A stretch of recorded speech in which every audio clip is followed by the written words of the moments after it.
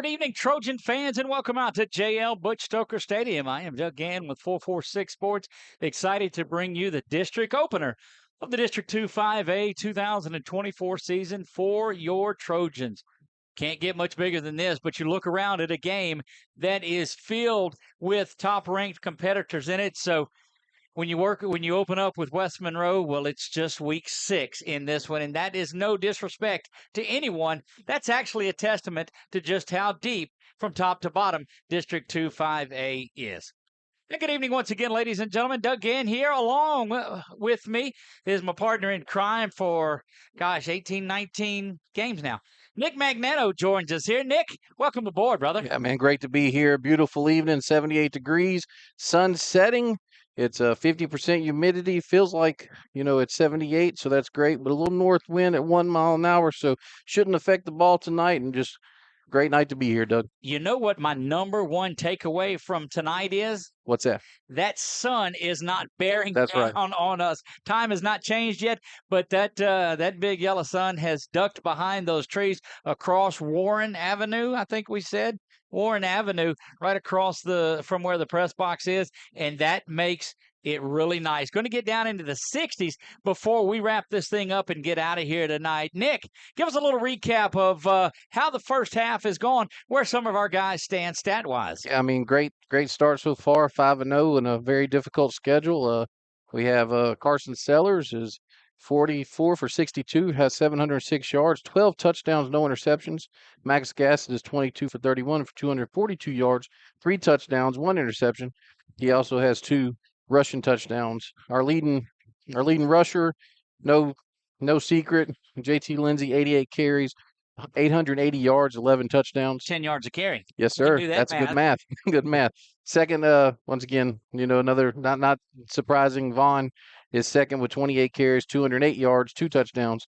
All right, so we've been working in the studio on this too. Hold on, before you do that. Oh gosh. For our folks at home, take a look at the leaders. Now get back through that. All that is that's letting you know what we're talking about, and they can see it there. Yeah, so you see on your screen, leading receiver is Darius Washington, number 3, 28 receptions, 400 yards, 6 touchdowns, and he's followed behind with Jimmy Duncan with 15 receptions, 189 yards, and 5 touchdowns. Jimmy didn't like that last night when you told him just 189 yards, but we pointed out what? Yeah, I mean, what he has done off the ball, and look, the coaches and everybody that's watching the film, they all see what he does.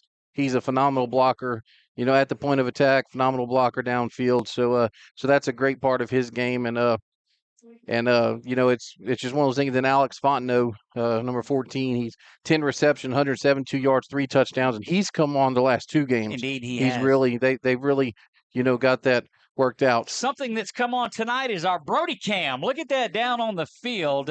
This is a young man that does the media around here, and he updates everything, does a yeoman's work at everything that he does, and we're proud to have him not mic'd up, but camered up tonight. Yeah, and he was on number 1, Cortez Simon. Yes, so, Cortez, not to be confused with Cortez Simon. Yeah, I'll be sure to mention that during the broadcast when family goes back and listens, but I apologize for basically now 18 games mispronouncing his name, but I tell you what, when you're that good, it doesn't matter what you call it. Everybody knows you're number 1. So here's the way that I squashed it, and I talked to her about a great look at Max Gassett and Carson Sellers getting loose on there. I love that camera more and more now that it's now that he's got it hooked up. 8K is what he's doing it in. But I told Miss Simon that that's no jab at the man that was running the game. It's the camera that was. No, I know absolutely. So the problem I'm running into is my guy that's been on the field, and I'm going to tell you that it's my camera.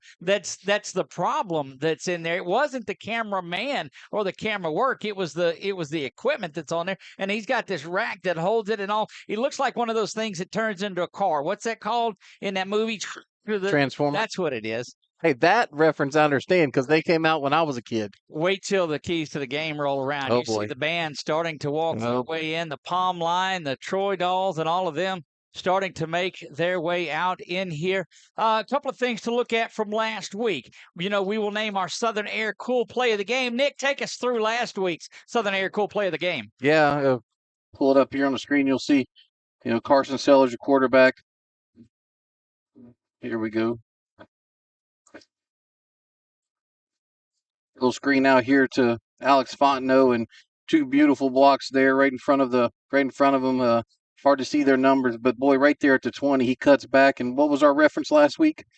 Whenever he made that cutback, like JT. Well, he looked like a Top Gun. Oh yeah, hit the brakes. You're gonna do what? Fly right by us. And indeed, he did that. Great work, boy. You're getting the sights and sounds of this one tonight.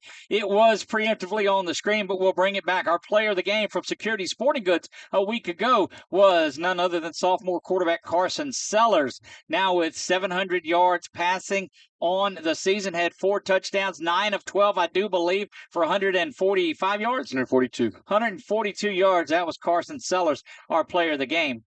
3 touchdowns. Yeah, 3 touchdowns, and that was pretty much in what? Not even 25 minutes, maybe, on the field. Very impressed with our Express Pros. You had one job, lineman of the week. And tell me a little bit, Nick, about the work of one Caleb Pearl. Yeah, very athletic. We didn't know this till last night. Physical. Yeah, we definitely knew he was physical. We didn't know till last night when Coach told us that he could probably play H-back or tight end for him.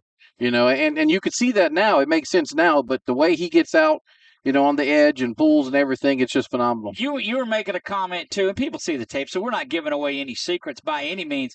But it's not often that you see a center pull as much as he does. That block he put on that sprung, I guess it was JT into the end zone, where the receivers finished the block similar to the way Shield Taylor would finish his blocks off. Yeah, and I wasn't here for Shield, but definitely, I mean, if that's a good reference there. But I will say that last year with Calderon. Yep. He was more stationary, worked here to the next level, where Caleb, and of course, Caleb was the right tackle last year.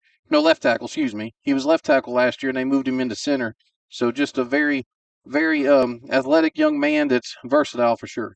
There you go. Going to take a quick break in this one. When we do, we're going to come back and we're going to look at the Sports Writers Top 10. We'll look at the schedule. We'll look at our keys to the game, and we'll do all of that when we come back. It is district opening action from JL Butch Stoker Stadium, and you're watching it all live right here on 446 Sports.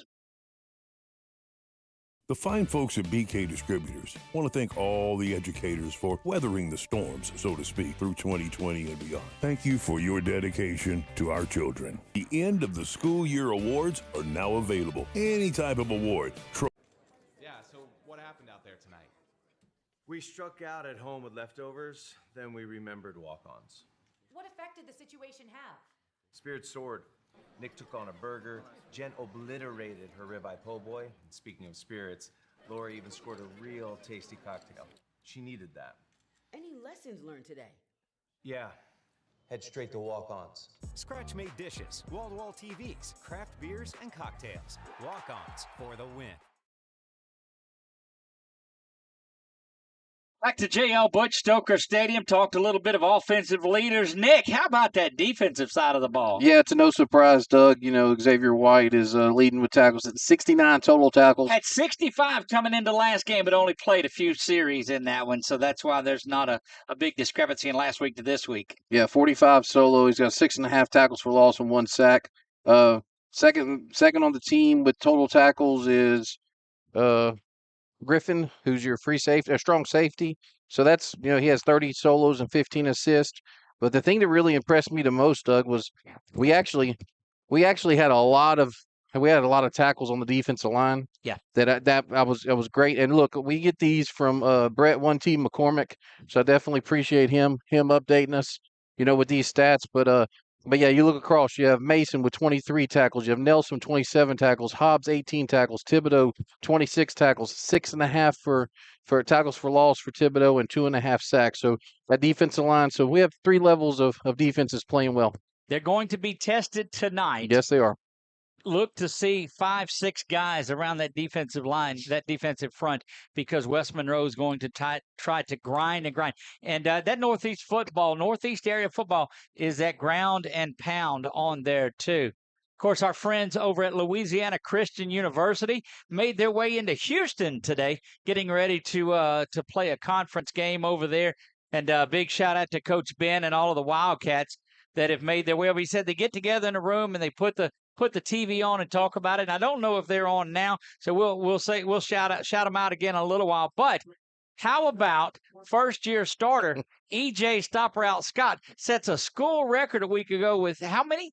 270 yards receiving. What a lot of stop routes in that one. No, was there wasn't. Of course, he's great at that route, but his catching the ball and his runs after the catch are phenomenal. So we missed a young man, but we're glad he's being very successful at the next level. Another one over there. Datlin Cunningham is running the ball well for those guys. How about that? That was a little bit, but it's just been a stable of running backs come out of Alexandria over the last few years. So certainly a big shout out to them. A lot of people unable to make it to tonight's game. Shout out to my buddy Sterling that goes to school here, and he's unable to make it tonight. So said he's got it tuned in as well. So big shout out. Now, let's look ahead. And I tell you what, let's look at the rankings right now, and let's see what the sports writers, where they have those. And we're looking into it. Yeah, that's the updated ones. Rustin, again, has everything on all the top votes that are on there. 12 first place votes. You see Carr, Acadiana, Catholic Baton Rouge, Neville, and Alexandria. None of that changed. Zachary and Archbishop Rummel are doing a little bit of leapfrogging on there. John Curtis is there. Central and Airline have tied, and so that's why you see the extra one that is on there. So we'll get back to action on there, but that's a look at where your Trojans lie. Nick, we've a lot of buildup in here. What's it going to take for the Trojans to – wait a minute. This sounds like a keys to the game. Are you prepared for this? I'm ready. All right. Don't even need to look at my phone. Then let's go up and let's take a look at it. It's the keys to the game. You hear that fancy little music that we have playing back there? And before you go to key number one, it's going to stop there. So, Nick, I told you I made it easy for you tonight. I took it real easy. Let you know I did. Let's show them key number one. That's what I'm talking about. What is your key? Patience. Okay, there you have it. And look, we're going to need to be patient tonight on defense, especially because what they're going to do is my opinion, they're going to try to run the ball, pop the ball over the top. But on offense as well, we're going to have to, just do our game, be patient with the little passing game, and then hopefully towards the end of this, JT can bring it home for us. See if you can figure out number two. Let's go to key number two. Did I tell you how easy I was making this? This is my type of stuff. So this is what I like to see. My type of Pictionary leadership. And we talked about the senior leadership last night. Yes. Okay, but more importantly today, okay, it's going to be the leadership on the field. Okay, not just the verbal leadership, but who's going to step up? Who's going to make the plays? Right. Okay, the will to win is going to be the big difference in this game because both teams are pretty even. Trojans have not beat West Monroe in the regular season since 20. No. Wait. I don't know. Yeah. Right, I don't either. Yeah, I can't answer that. Right, I can't do it. Last victory by the Trojans was that magical season of 2020. Again, a season that the Trojans played more playoff games than they played regular season games. That season played 5 in the postseason, which culminated in that 2-point loss in the state title game. And so here it is again, looking for this. And key number 3, I think. I don't know. 1, 2, 3. I don't know. 5 footballs. 5 footballs. 1, 2, 3, 4, 5. Tell us what that could mean. Number 5. We're 5 games into the season. Yes. We're going to reset. We have 5 district games. And like we talked about, keys to the season was taking 10 games. You're guaranteed 10 games. Now you're guaranteed 5. Okay, so let's make sure that we take advantage of this one. But most importantly, okay, this is the last time these seniors are going to play West Monroe. Right. Even if we both make the playoffs, in the playoffs, that's select, right. non-select, we go select, they go non-select. So take advantage of this opportunity right here. There you have it. That is Nick's famous award-winning keys to the game. Back to the field we will go. Looking at things, you'll see those Trojans starting to get loose. 14 and a half minutes to go until we kick things off. I stole that from Chuck. I saw Chuck and them had the countdown on the clock. There you get a good look from the Brody cam down there. And I've got to get a graphic for the Brody cam down there. That's a pretty good one. We've got several angles. Let's walk our way around the angles, Brett, and just show them what they're going to have tonight here. So we'll have the camera that follows everyone, which you're on right there. You'll see one that's a wide one that kind of help us out. The one down on the field is there. You see JT Lindsay, and then That's going to be our, not sure which one that one is. That's the Raj cam that's going to give you a close-up look at everybody that has it. Got our instant replay working, having a good night. It's going to be a lot of fun. Let's look ahead at what the Trojans have after tonight. We'll go into the schedule and take a quick peek at it. Made our way through there, Nick. You talked about 5 games, and that culminated with that Manny homecoming victory last week. You see us getting the district, play West Monroe at home tonight, and then travel, albeit not a long distance, over the river to Pineville before we welcome Ruston in there, 13th in the country, ranked the 14th in the ranked country, Ruston Bearcats, and they are just that. They are the real deal. It's going to be a big one. We go on the road. First time, or the last time we go out of Rapides Parish will be week 9 when we head out November 1st up to Ouachita to face the Lions before back home against Neville in what should be a good one. Yeah, this schedule's not hurt my feelings one bit. Yeah, no. The way we're going to end this season. So, a lot of excitement here tonight. Crowd starting to come in, like you talked about. We'll say this. Kind of surprised West Monroe didn't bring a few more, but hopefully they'll fill in a little bit as well. But real exciting night, and man, you couldn't ask for more beautiful weather, and just a good night to start district. It is indeed. We're going to take a quick break and get out of here just a moment. Can't go to the break before we recognize the guys that help us out. Of course, Brody down on the field with us. Roger Walker up on the camera. JG is keeping you up to date on the flags, the touchdown, the scores, the time, and all of those things. Jason Crooks up here, fresh back from his trip to the Windy City. And he's back up here. Chi-Town, as fine as he's a deep dish pizza dude from here on out. Brett Stalls be pushing the buttons for us. My man Nick Magnano by my side, and I am Doug Gann. Going to take a break. When we come back, we're getting closer and closer to coin toss. You're watching ASH Trojan Football right here on 446 Sports. Yeah, so what happened out there tonight? We struck out at home with leftovers, then we remembered walk-ons. What effect did the situation have? Spirit soared. Nick took on a burger. Jen obliterated her ribeye po' boy. And speaking of spirits, Laura even scored a real tasty cocktail. She needed that. Any lessons learned today? Yeah. Head straight to walk-ons. Scratch-made dishes, wall-to-wall TVs, craft beers, and cocktails. Walk-ons for the win.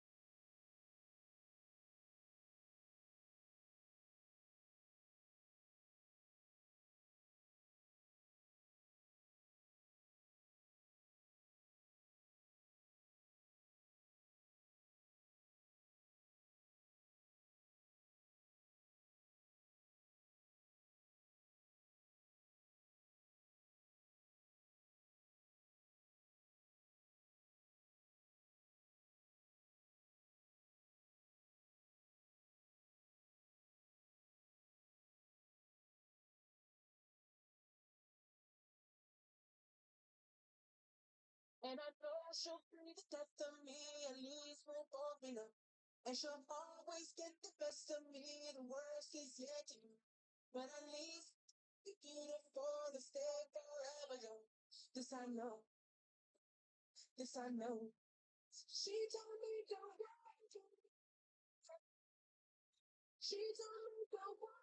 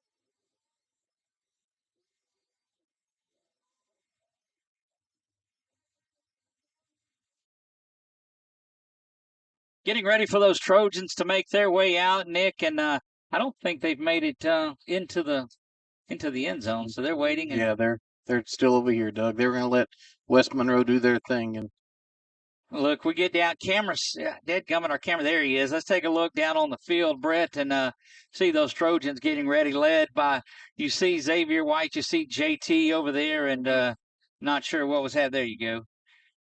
Still working out the on-field cam. He comes in and out, and yeah, we're off of him. So down on the other end of it we go, waiting to make their way down.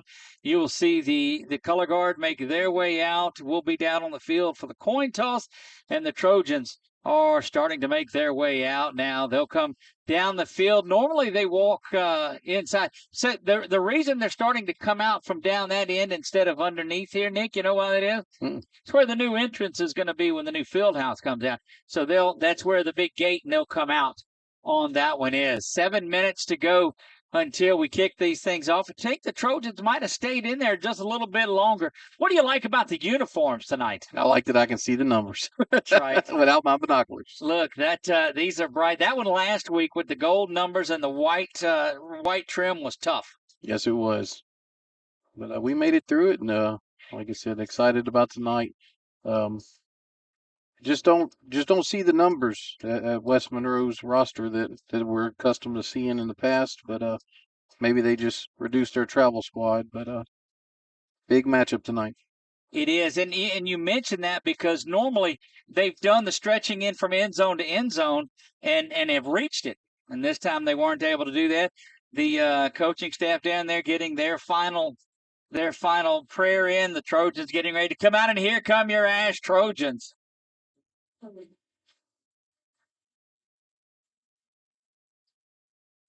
Oh, Friday night football is here. Again, big shout out to the crew. We'll recognize them throughout the evening, but want to say a big shout out to our friends at La Bistro Coffee and Waffle Bar. This has been the La Bistro Coffee and Waffle Bar pregame show. Food up here, we had sliders. And look, you can't find this stuff on the menu. You got to call them up and get that catering done. And you just might be able to get what kind of cookie? French toast. French toast cookie. Look, that is really the deal you see on your screen, those coaches. If you don't think they're fired up, I don't know what you're thinking.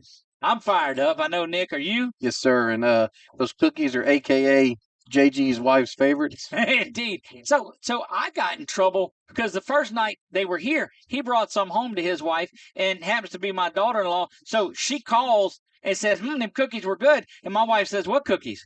Downhill from there. Yeah, that might be payback for you calling out Coach Bachman's wife without the chocolate chip cookies. Indeed he could. Let's go over to our PA.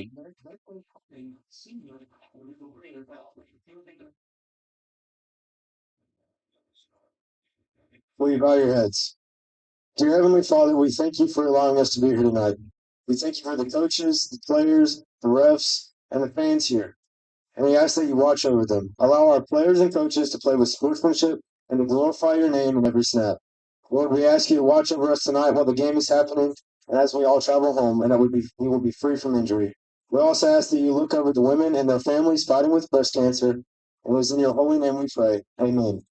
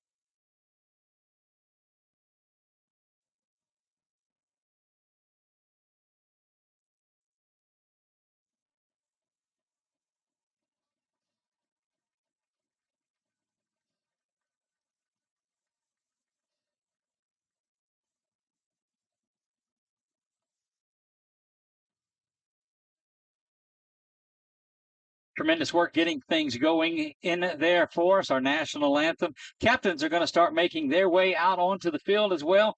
Looks like, who is that for us down there? Jacoby. Jacoby's left to right. Jacoby, Darius, Tanner, and JT. And then as soon Cross as away, looks like 56. Yeah, if that's the case, it's 56 should be Cross Manning. Number 1 is Lucas the Priest. Looks like number 8, I think, is the Yep, that's what I see. Adondrick Miles. And 18. And 18, defensive lineman Tyler Rourke. Tonight's captains for the ASH Trojans. Well, you're right in the middle of it, too. There's good work number down 6, on the field. JT 72, Jacoby Morris, and number 85, Tanner Thompson. That is 55, 18.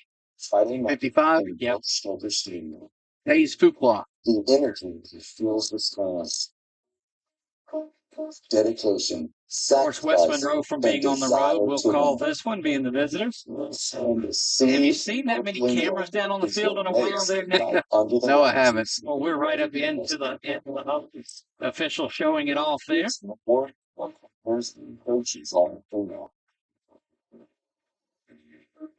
West Monroe has won the toss and will elect to defer. The Trojans.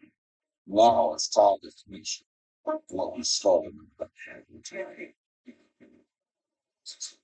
There you have West Monroe's. There's bring energy, and that's They elected to receive, didn't they? Yeah, they're going to take the football. They're just going to get things. We understand what it takes to create the. They're going to get things going here. We'll get that back up in just a minute.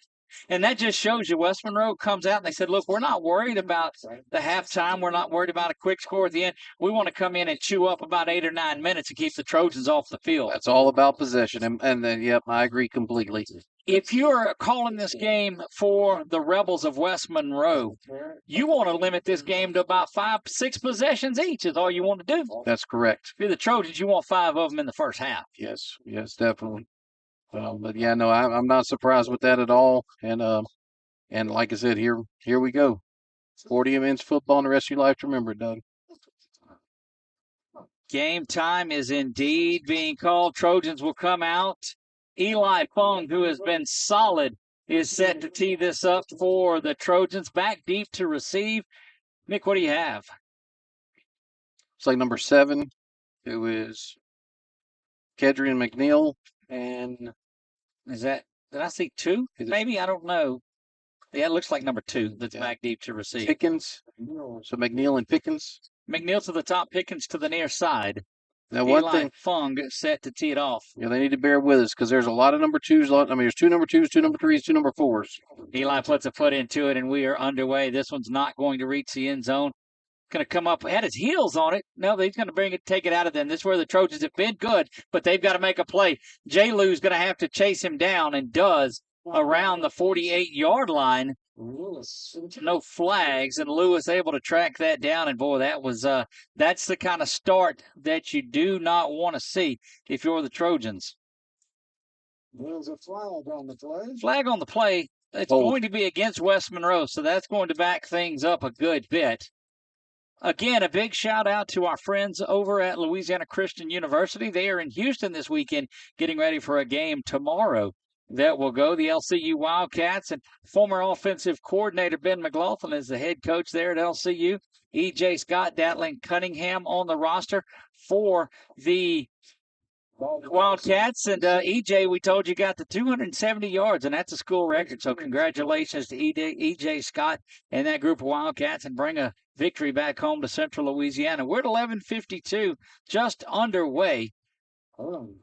Doug, I know it's only a 10-yard penalty from the spot of the foul, but oh gosh, I mean, but you were in Trojan territory. Yeah, you were at 46-yard line, 47-yard line. You're back at the 20. Back at the 16, 17. That's big for the Trojans. Here we go. West Monroe comes out and put a man in motion to the far side. Snap is there. Handoff's going to go right up the middle, off the left side, actually. And we'll get down to the 24-yard line. Pickup of 6 yards on there. So give him 7. Second down and 3. Yeah, Carrot Gaines there on the shoestring tackle right there. Helped with Xavier White. And that's West Monroe there. I mean, if you haven't watched them, this is what they do. And not knowing the offense, too. They got so many number 5s and 6s and 4s, and it's hard to keep up with it. 2nd down and 3. They'll go from the 24-yard line. Will the Rebels, a man in motion once again. Same way, the ball goes off to the left side. Good penetration by the Trojans. Going to be about a quarter of a yard pickup, and that'll be 3rd down. And let's let it remain at, it's a long 2. Give him a yard on the play. Nose of the football rests on the 25-yard line. Big 3rd down play here for Alexandria. Yeah, Cortez and Thibodeau there. Cortez turned him inside and Thibodeau, so good work there by the 2 seniors. Cortez Simon, number 1. Kartez if you're scoring at home. Thanks. Appreciate that. 10-44. 18 weeks ago would have been good to know. 18, yes, correct. 3rd down and a couple for West Monroe from the 25-yard line. Handoff now go. They'll try the right side. Going to get it spinning around and go down, and that'll be enough for a Rebel 1st down out to the 31-yard line. Clock will stop momentarily. No more hydration timeouts as we've made it into October now. And Doug, as we talked about, I mean, this is their offense. I mean, he was one arm tackle away from busting that one, so gotta be very careful here for the Trojans. Trojans starting to creep up, but you have to be very careful of that too. Handoff comes to the near side again. Got a tackle right there. And that's what we're worried about the Trojans, to just allow a couple on that one. You see it, you're right down on the field. There's Xavier cleaning things up. Yeah, Williams turned him in, and Latravius Williams turned him in, Xavier. But that's Miles. That's their senior running back, number 8. And he will get between him and number 7, who is McNeil, they will get the lion's share of the carries for this West Monroe offense. There you go. The Rebels doing what we thought they would do, and that's why they wanted the ball to start this. Down to 10 and 9 and 8 on the play clock. 2.5 minutes into this one. There's motion to the far side. Comes up. That should have been a false start, and it is. Good work, but they'll back it up, I've got to believe. Or they may give the Trojans, they may give West Monroe 3rd down and 7 here. But the man that went in motion turned up like the USFL days and started early. Yeah, good job there by Jay Frazier to come off his man underneath. Declined it, yeah. Yeah, they did decline that, and that's certainly the thing to do as you look across there. It's going to be 3rd down and 8. Yeah, and the quarterback is Ryder DeJean. Ryder DeJean. Yeah. He's the junior, taking over for Hayden Federico, that seemed like he was about an 8-year senior as long as he was in the program. Started early and just was very athletic for this West Monroe team. I only watched him 1 game, and that was enough. That's exactly right. I mean, there were 2 plays last year where, I mean, Johnny Menzeldis, or who's the new guy from Vanderbilt? Oh, yeah. He put out a plug, said, "Hey, look, here's my agent's number for NIL money." After that big upset of Alabama, roll tears. Back to pass, going over the top now. Got a man open. That's going to be in and out of the hands. Boy, just overshot the intended receiver who had a step. First down. Yeah, I'm catching my breath. Right. I'm catching my breath. And it's not because I'm talking too much, but yeah, if he hits that one in stride, it's 6. So fortunately, he overthrew it. But Daniel Lane into punt. Darius Washington back deep to receive. And if you're a Trojan fan, you couldn't really expect things going better. High snap, but it's pulled in, and that one's going to be a end-over-end kick. Darius going to come up field, and he just gets hammered. And that's how you make a special teams tackle, Nick. That's exactly how you do it. From number 42, it looks like. Yeah, that's Parker Todd. Todd, the linebacker. I was very curious. To be honest with you, I was watching the ball. It was actually, going end over end. I didn't see if Darius, but obviously he didn't make a fair catch. He did not, and he'll think about that next time. I mean, he just got lit up. Todd was just full speed ahead on that one. Trojans, though, will take it from the 33-yard line. Welcome to the statewide audience that is watching this one. D-Dub and Jimmy Duncan go to the far side. Jimmy on the and Coach Bachman brings it back over to this side. Now is Duncan. He lines up here with Fontenot. JT, the 4-star LSU commit in the backfield. He's got 880 on the season. Handoff goes up the middle to JT, and he grinds ahead for maybe 3 yards. Yeah, 2nd down and 7, Nick. Take 4 there, I think, Doug. Looking at the side judge over there. At the play, 2nd down. 2nd down and 7, officially 3 on the play. Trojans hurry to the line. They're not letting it tick down. JT's going to get the toss to the far side. JT getting to the corner and gets enough for a 1st down and runs into that Rebel sideline. And quickly he comes back, and the Trojans working a little bit of tempo here, as we knew they would. You know, if you're the Trojans, you want 8, 9, 10 possessions. Boy, how big was that holding penalty on the kickoff? Snap is back. JT's got it again, now trying this corner. He'll go down, may get a yard. That's 3 straight carries for JT, give him 11 yards. Yes, Parker Todd there for the senior linebacker, 42 and 50. The one that made the hit on the special teams play. Turner as well. 2 receivers to the far side. Handoff up the middle. Again, banging forward. That's Vaughn Darbone who gets that one out to midfield, where the Trojans will find themselves in 3rd down and 3, and certainly 4-down territory. 6 yards up the middle there for Vaughn. Townsend, the H-back to the far side. Vaughn still in there. Sellers looking around. Dumps that one out to Fontenot for a 1st down. Yes. And there's going to be 15 yards added on to the end of that for slinging him down. They were near the letters. Yeah, 7 yards there on that just stop route for Alex, and Seller with an additional 15 here. 1st down and 10 for the Trojans. They'll mark it off from the 43. Should put it around the 28-yard line. All the way down they will go. It's like continuing to go. To the 27 is where the Trojans will have it. So their first drive at 28. I was right. That's right. Put it back there. I carried the 1 is what I did. 1st down and 10. Trojans have it from the plus 28-yard line. Handoff there up the middle. That's JT banging around once again. 4th carry of the night for Lindsey. I think it's 5 there, so we'll keep those going all night. You don't mind little 5-yard gains on 1st down. 2nd down from the 24-yard line. So I think they give him 4 yards officially on that one, Nick. Sellers again. The handoff goes to JT. JT breaks one. Oh, to the 16-yard line. An arm tackle got him up around the shoulder pads. That slowed him down, but that's another 1st down carry for JT Lindsey. As we roll down under 7 minutes, you see that on your Wallace Eye Associates scoreboard. JT stutter steps. There's that patience we talked about. Rolls inside the 10-yard line to the 9. Give him the 8, it looks like. Another 8-yard run there to 1st down. So JT comes out. Vaughn will now stand beside Carson Sellers, the sophomore quarterback, who gets the start tonight. Handoff is there. Vaughn's got it up the middle, banging around, but he'll be stopped at the point of attack. The line of scrimmage will be 3rd down and 2. Quickly, they'll swap things out. Just a quick breather for JT. A lot of things to call here. You go with your power back. That offensive line, Nick, has been setting some things up for JT. Yeah, it's a great start for that offensive front. And Tanner as well. Tanner in at the H-back. He's now to tight end off to the left side now is where he sits. So that's that 6-man front anchored by Caleb Pearl at center. 8 seconds and 7 on the play clock. Handoff to JT. JT caught in the backfield and dropped down for no gain, actually.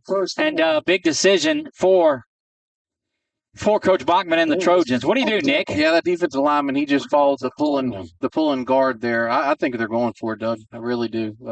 I'm not going to say we shouldn't have the points here, but, I mean, you've moved the ball every one except for these last 2. 4th down play. First tense moment in this ball game comes at the 5:22 mark in a rapidly moving first quarter. They're playing off our receivers, Doug. Quick hit on it. The Trojans may end up taking a timeout here, and why not? They may have tried to get West Monroe to jump. 5 and 4 on the play clock, now 3 and 2. and they will take the timeout. They'll use their first timeout. We'll use it to step away, and we'll be back in 30 seconds. You're watching ASH Trojan 258 District Opener on 446 Sports.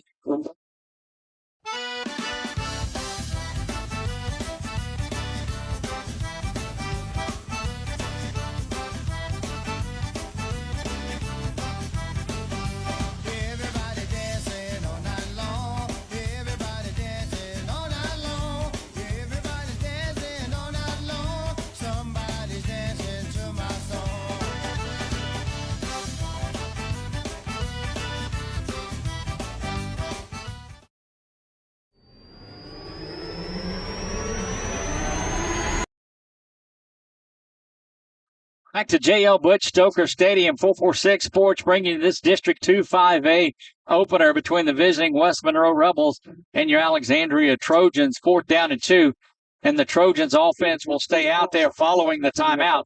For the Trojans. JT is out there, flanked to the left, it looks like, of Sellers. Washington in man coverage. Don't think a stop route's out of order. 3 receivers to the near side, and West Monroe having to move folks around just to get set. Don't know that West Monroe has the coverage that they want. Look for JT to sprint up to the top, perhaps. No, they'll do it via the air. Sellers zips this one in. Alex Fontenot, touchdown Trojans. Let's take a look at that, courtesy of BU Designs. Watch Sellers just sit back in the pocket, Nick. You can see him here. And that slant, good adjustment on it. Fontenot catches that one, and that's pitch and catch, and that's the 4th touchdown of the year for Alex Fontenot. Yeah, that's a slow development play, Doug, and the offensive line kept them off, so just great work there by the Trojan offense. Mesh set to try the PAT. That kick is up, and it is good. 7-0. Trojans strike first. They hold, and they score. We'll be back right after this on 446 Sports. At Wallace Eye Associates, right now is the best time to have your cataracts removed. A new year means a new deductible. So if you're just not seeing as well as you used to, schedule your cataract evaluation today. It's fully covered by all medical insurances, including Medicare. You never need a referral at Wallace Eye Associates, and our method of next-generation cataract care is the most affordable in the state. There's only one team, one focus, your vision. Wallace Eye Associates.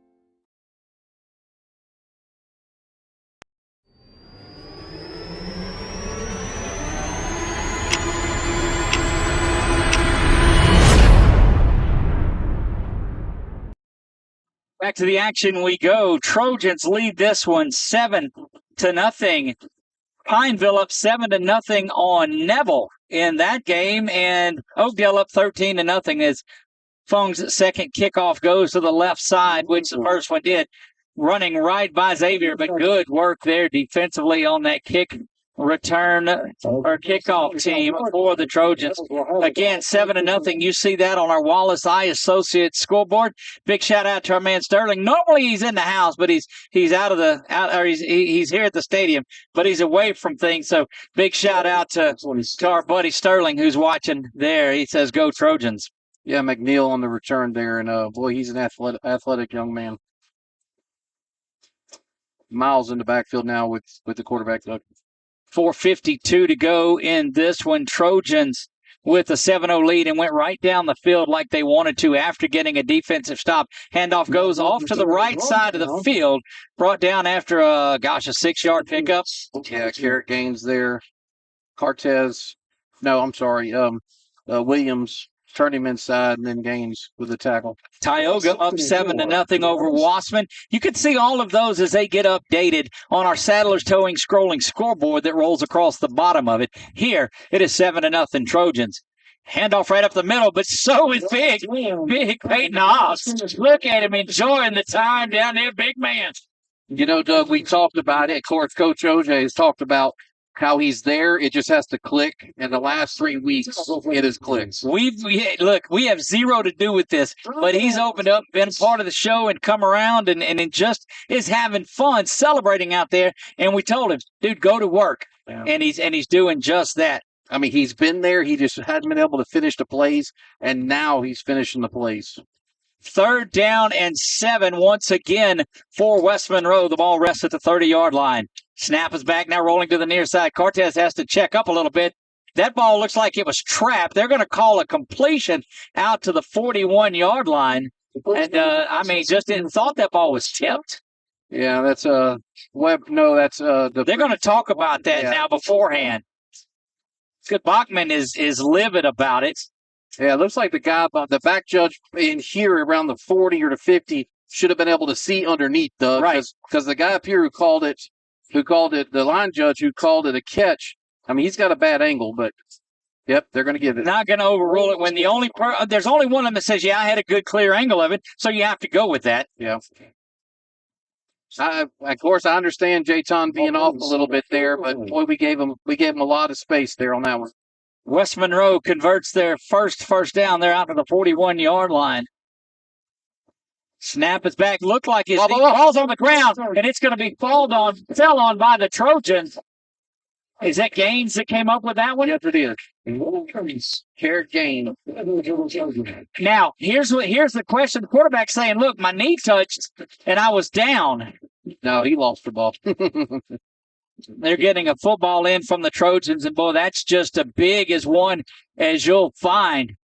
Yeah, he lost it on the exchange before. I don't know if we have that one. Let's take a quick look at that one, courtesy of BU Designs. Once again, we will see on your screen, I thought the quarterback's knee hit the ground here. It was very, very close. And that would have made him down, and I think people stopped. Yeah, but the quarterback, before he hands it off, I thought his knee hit the ground. That's not for us to decide. Back to live action from the 40. Toss back goes to JT. JT's showing that patience, spins to the inside, gets to the 38-yard line and a pickup 2 yards. This is Sellers in there at quarterback once again. Look for him to go the first couple of series, and you'll normally see Max Gassett, the other sophomore sensation, come in around the third series of this.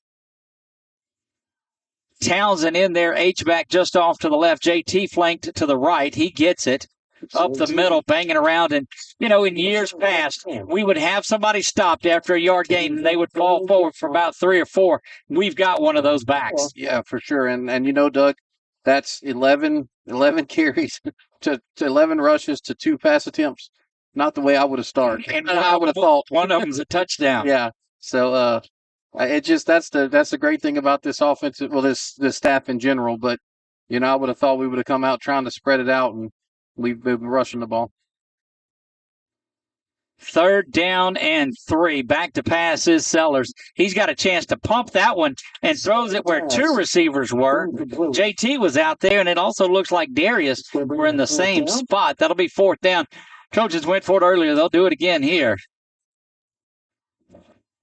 But I echo that. The offensive line is really giving him some time. Now, is that a credit to the number of folks that West Monroe's rushing or not rushing, Nick, or is it just good work? No, I think it's good work because, their front 4 has been able to put pressure on a lot of people so far. 4th down and 3, 2 receivers to the top. Fontenot, the lone receiver, and he's got some good space. That's one of those he could catch and go, or maybe a pump fake and go deep. A lot of things working in the Trojans' favor as they try to convert and move the sticks. There's a play action now. Sellers is going to have to roll out. He's going to get rid of this one, and he just gets hammered from behind by who else? Parker Todd. Yeah, he's been on, I think, every single play that there is. Yeah, I don't know if that was a busted play or designed like that, and the Rebels just covered it real well. But, you don't lose anything there, Doug. So, this is where they started. So, Lost up line 0. Yeah, but you sure like the opportunity to get this into the end zone and get some more points out of there. But points off of turnovers, the Trojans have been solid on this year, unable to convert and give a turnover on downs there. 2:10 to go. See that on our Wallace Eye Associates scoreboard. It also shows you the Trojans lead this one 7-0. Snap is back. There's a quick hitter over to the far side and driven out of bounds. Yeah, Jay Lou there, 2nd down. Forcing him out of bounds there. So, but that's just an extended run play for this Rebel offense. Well, and that's what Coach Bachman told us about that play to Fontenot last week. That was our cool play of the game. They call that kind of a wide receiver run. just try to get him 4 to 6 yards out of there and do something. Yeah. And he got 4. Make it manageable, yeah. Second down now and 6, 3 to the near side. Watch for the run up the middle, and it is. He bounces it off left side, trying to pursue and not doing it. Defensive back having to come in and make the tackle. Well, on the Terry picks up the first down. Yeah, Jayton Terry there. I don't know if it was a tackle or or a takedown, but by the offense, but we'll credit him for that. And Thibodeau was there. He just couldn't quite catch the young man, but he beat his lineman. Ball's on the 40. 1 to the top, 2 to the near side. Wide side of the field is closest to us. First down and 10 from the 44. Handoff goes up the middle. Good work by the interior line of the Trojans for just a couple of yard pickup. Yeah, that was Nelson and Townsend. First time we've called their names tonight. Yeah, good to see Nelson in there getting some work done. Jackson Townsend, if those of you scoring at home. Yeah, or just starting with us. Terry at cornerback over here on this side now. Larry Frazier. Frazier, yeah. Yeah, Jay Frazier out there at corner. Second down and a long 8. Play action, now looking to pass, getting pressured over the top once again. And boy, Jay was close to that one, shaking his head there, and that was not as nice as that earlier pass that he overshot. That one was defended quite well. Yeah, I'm gonna give Jay a pass break up there. I mean, he's there, he's in position, and I think he deserves it. Absolutely. 51 seconds remaining on the clock. Just remember with my stats, it doesn't help their NIL. Doesn't help any of it, without a doubt. But good coverage there by Jay Frazier. Another big third down here for West Monroe. The ball sits at their 44-yard line. Got to get into Trojan territory. There's a snap throw and a little bit of a screen. Trojans do not tackle. Good downfield blocking. Ball is out again, and the Trojans look like they've fallen on it, and they have. And they have. Trojan football. How about that one? Let's take a look at it one more time.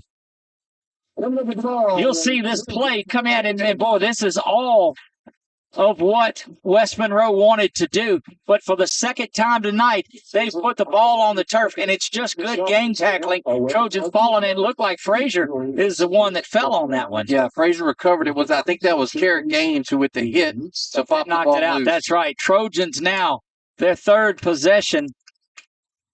First time, I think, that they've started on their own side of the field. Darbon to the near side. Darbon. West Monroe stacks him up there, 34 and 33 seconds on the game clock until the end of the first. Expect the Trojans to go with another one. JT back in there. Now it is JT and Vaughn in the backfield together. Yeah, 2 yard loss on that one, Doug. Duncan to the near side. There's a play action. They've got JT out of the backfield on the wheel route. He's got that complete out to the 49-yard line. Give him the 48. And the clock will stop there. Flag on the play. They're going to call holding against the Trojans. But that was a beautiful pass by Max Gassett. Yeah, I was about to write down the 16-yard completion, but hold penalty there on the Trojans. Well, I mean, that was just like he dropped it in JT's hands.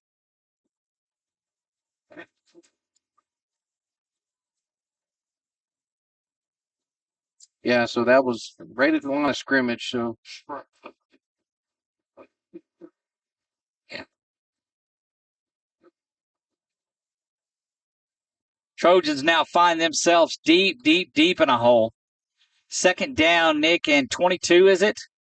Got to get to the 44-yard line, and they rest at the 22, so you have 22 yards to go. Gassett not a stranger to hanging on to one and taking off and running. But you got to look at that lurking linebacker in the form of number 42, Parker Todd.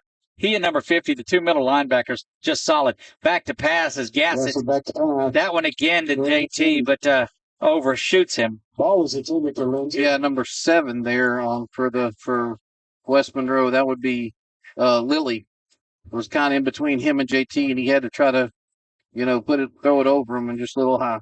Buckeye up 13-0 in their game over, I believe, Vidalia. Is that who they're playing? Yeah. Yes.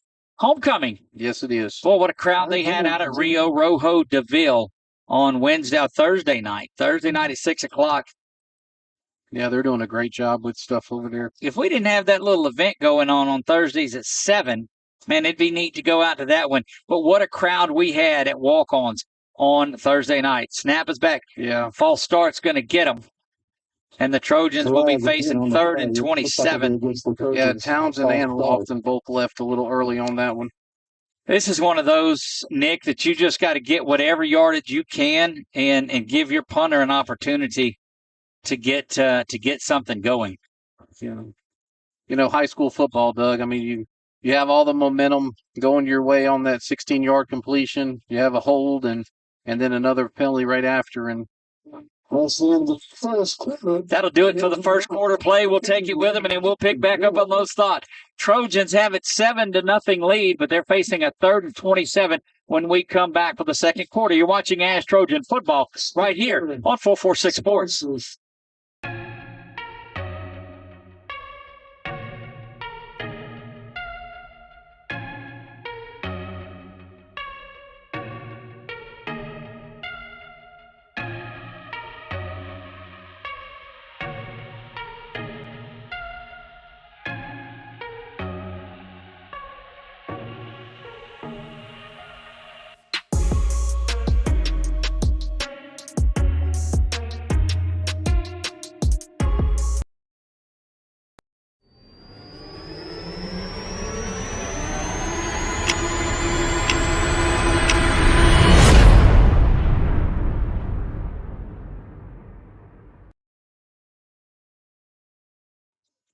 We are back here. You see that on-field Brody cam. Brody understands now what it's like to come up in the press box and have a little pregame meal that's brought to us by La Bistro Coffee and Waffle Bar. Look, their food when you go in the restaurant is amazing, but get their catering. That's top notch. Trojans now going from left to right, have to get all the way out to the 44-yard line, and the ball rests on the 17 right now. So 3rd down and 27. Watch for a little, jailbreak screen, wide receiver screen, something like that. Snap is back, or a toss to JT always works. Yeah, he'll get out to the 21. Yeah, so 3 yards there. Something, I mean, Darius was looking at the sideline with his hands open. He didn't even know what the play was. So very unfortunate on that turnover, Doug, that we didn't get a chance to at least switch the field. Yeah, and now, unfortunately, the field is there. You've got to keep an eye on this return man, too. See if we get him to turn. So we can... Number 2. He's one of the number 2s out here. We just need Crenshaw to get his best one out. Yeah, I would say that's Snap is back. It's low, but he gets it. The kick is up. It's short. It's coming over to the near side, and it's going to check up and not even make it. Yeah, go ahead and touch it, Trojan, so it doesn't go any further back. But this is by far the best starting field position for West Monroe. Yeah, we've had time of possession. We've had the 2 turnovers and only 1 touchdown to show for it. So it's not the best start. No, and you let them hang around and let them hang around. This is one of those opportunities. This Trojan defense is going to have to bend its back here, because West Monroe is not at a point where they're going to punt the ball away starting down here on the 37 by any means. It's like Miles into the running back, though. Under center now this time. That's what we've seen a lot of out of these Rebels. Pitch goes to the far side. Good work there by Xavier to finish that off. Just a pickup of 2. Yeah, Xavier met him in the hole, and Nelson there also, yeah. Some good work there by those 2 for only 2-yard gain. Hobbs on the tackle. Maybe 2 yards on the West Monroe, the thing that scares you, they've been close on their passes that have been over the top. Just have to keep an eye out on that. Don't think, of course, they'll go over the top here from just the 35. They want to continue to grind it out. They know they're just a touchdown down in this one. 2nd down and 8 from the Trojan 35. Delayed kind of a handoff, and off the left side, coming up and just diving, not making a tackle. Trojans unable to get the ball carrier down, and he gets into the end zone. And 1, 2, 3, 4, 5 missed tackles right there. Yeah, there's going to be a flag there on his celebration, but that was 22 Ponte. Ponte, that's usually the fullback. They put him at tailback, and He just ran through everybody. Dead ball unsportsmanlike conduct. That'll be assessed on the kickoff. But, Nick, you have two golden opportunities off turnovers to put this team, put it up 14, maybe 17, 21 to nothing, and you're finding yourself in a one score away from a tie. And they like to run the ball out of this swinging gate. Yeah, it's kind of a different situation here. They have 22 over here behind.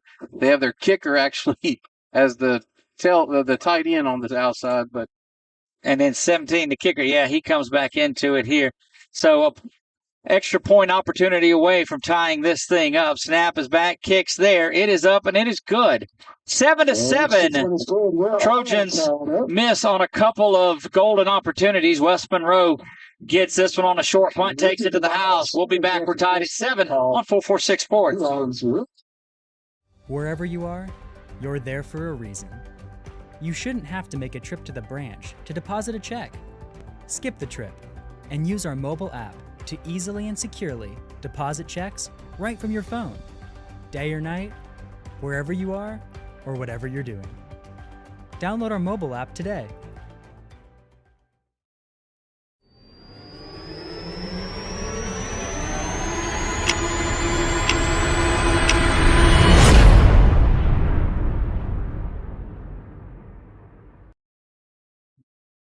Again, Nick Magnano and 446 Sports back to bring you ASH Trojan Football. West Monroe scores there to make it 7-7. 15-yard unsportsmanlike conduct moves the kickoff back from the 40 to the 25. So still should be good field position. Darius Washington and JT Lindsay back to receive. West Monroe will onside kick it. I really think they'd surprise everybody if they tried to do it from 25, though, Nick. Yeah, for sure. You know, their kicker on the extra points, he does a 1.5 step right on the extra point. Then on the field goal, he does a 3 step. So kind of curious to see if that may affect him, you know, if he is in a long field goal position. Puts foot into this one, and it goes back to Darius. He'll field it at the 18-yard line. D-Dub's got it. Switches gears. It comes to the 30. Now cuts back inside 35 to the 38-yard line where the Trojans will take over. But they've been no stranger to starting off in good field position. Yeah. Broken record, Doug, but this is West Monroe's MO right here. I mean, you know, 3 possessions in the first half so far. Run the ball, run the ball, run the ball. It's just. And shorten the game. Yep. Shorten it by possessions and shorten it by time. Officials are taking a timeout here. We'll see what they're working on. Looks like a West Monroe player is down on the field. We'll keep it right here.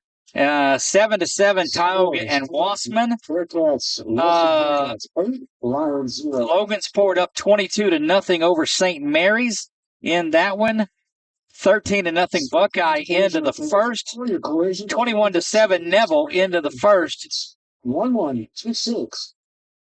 And remember, Pineville had the lead in that one. 7-0. Yeah, that looks like Maddox Dunn, sophomore defensive lineman, and looks like he's holding his arm, so it's either a shoulder or an arm injury. Best wishes to that young man, Duncan, and Washington to the far side. Townsend, the H-back to the near. West Monroe shifts like they do, and the handoff goes to JT. JT high-stepping, rolls, carries down to the 49, and that's a first down. Give him 11 on that one. Yeah, 11 straight up the middle behind, you know, Morris and Pearl and Reed there. Indeed, it is first down and 10 from the 49-yard line. He'll get it again. Off left side trying his way. Still carrying, folks. They stop him after a 5-yard gain, but we'll take 5 yards every carry. For sure. They'll officially give him 4 on that one, make it second down and 6. Yeah, Letzinger, 83, tight end coming in. Townsend's on the end, and Letzinger's kind of like a little H-back there, and they're following him through the hole as well. Jimmy and D-Dub to the near side now. No receivers to the top of the field. H-back is off to that left side, and it's Townsend. Quick throw this time, and it's Darius. He's got it. Trying to shake and bake a little bit. Gets down to the 37, and that's a first down for the Trojans. Yeah, 10-yard completion there from Sellers to Darius. Darius' first catch of the game. Darius leads the Trojans in receiving. this season. I think he's got right at 400 yards. Yep. Handoff is back to JT. Gets a good head of steam. Stutter steps, runs over the official, uses it for a block, hits the circle button, spins forward to the 18, and that's another big Trojan first down. 17-yard gain there.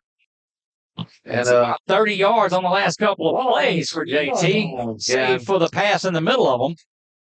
Yeah, and if he doesn't hit the umpire, he might be in the end zone right now. Snap is back. Toss comes to JT this time. Boy, that offensive line is getting some big yards for JT. That one down at the 13. 7 yards there, man. I think we're kind of West Monroe and West Monroe, huh?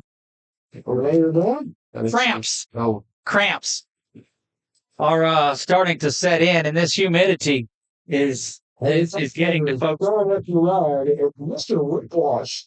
5701 Good to see that young man up and back going. Surveillance.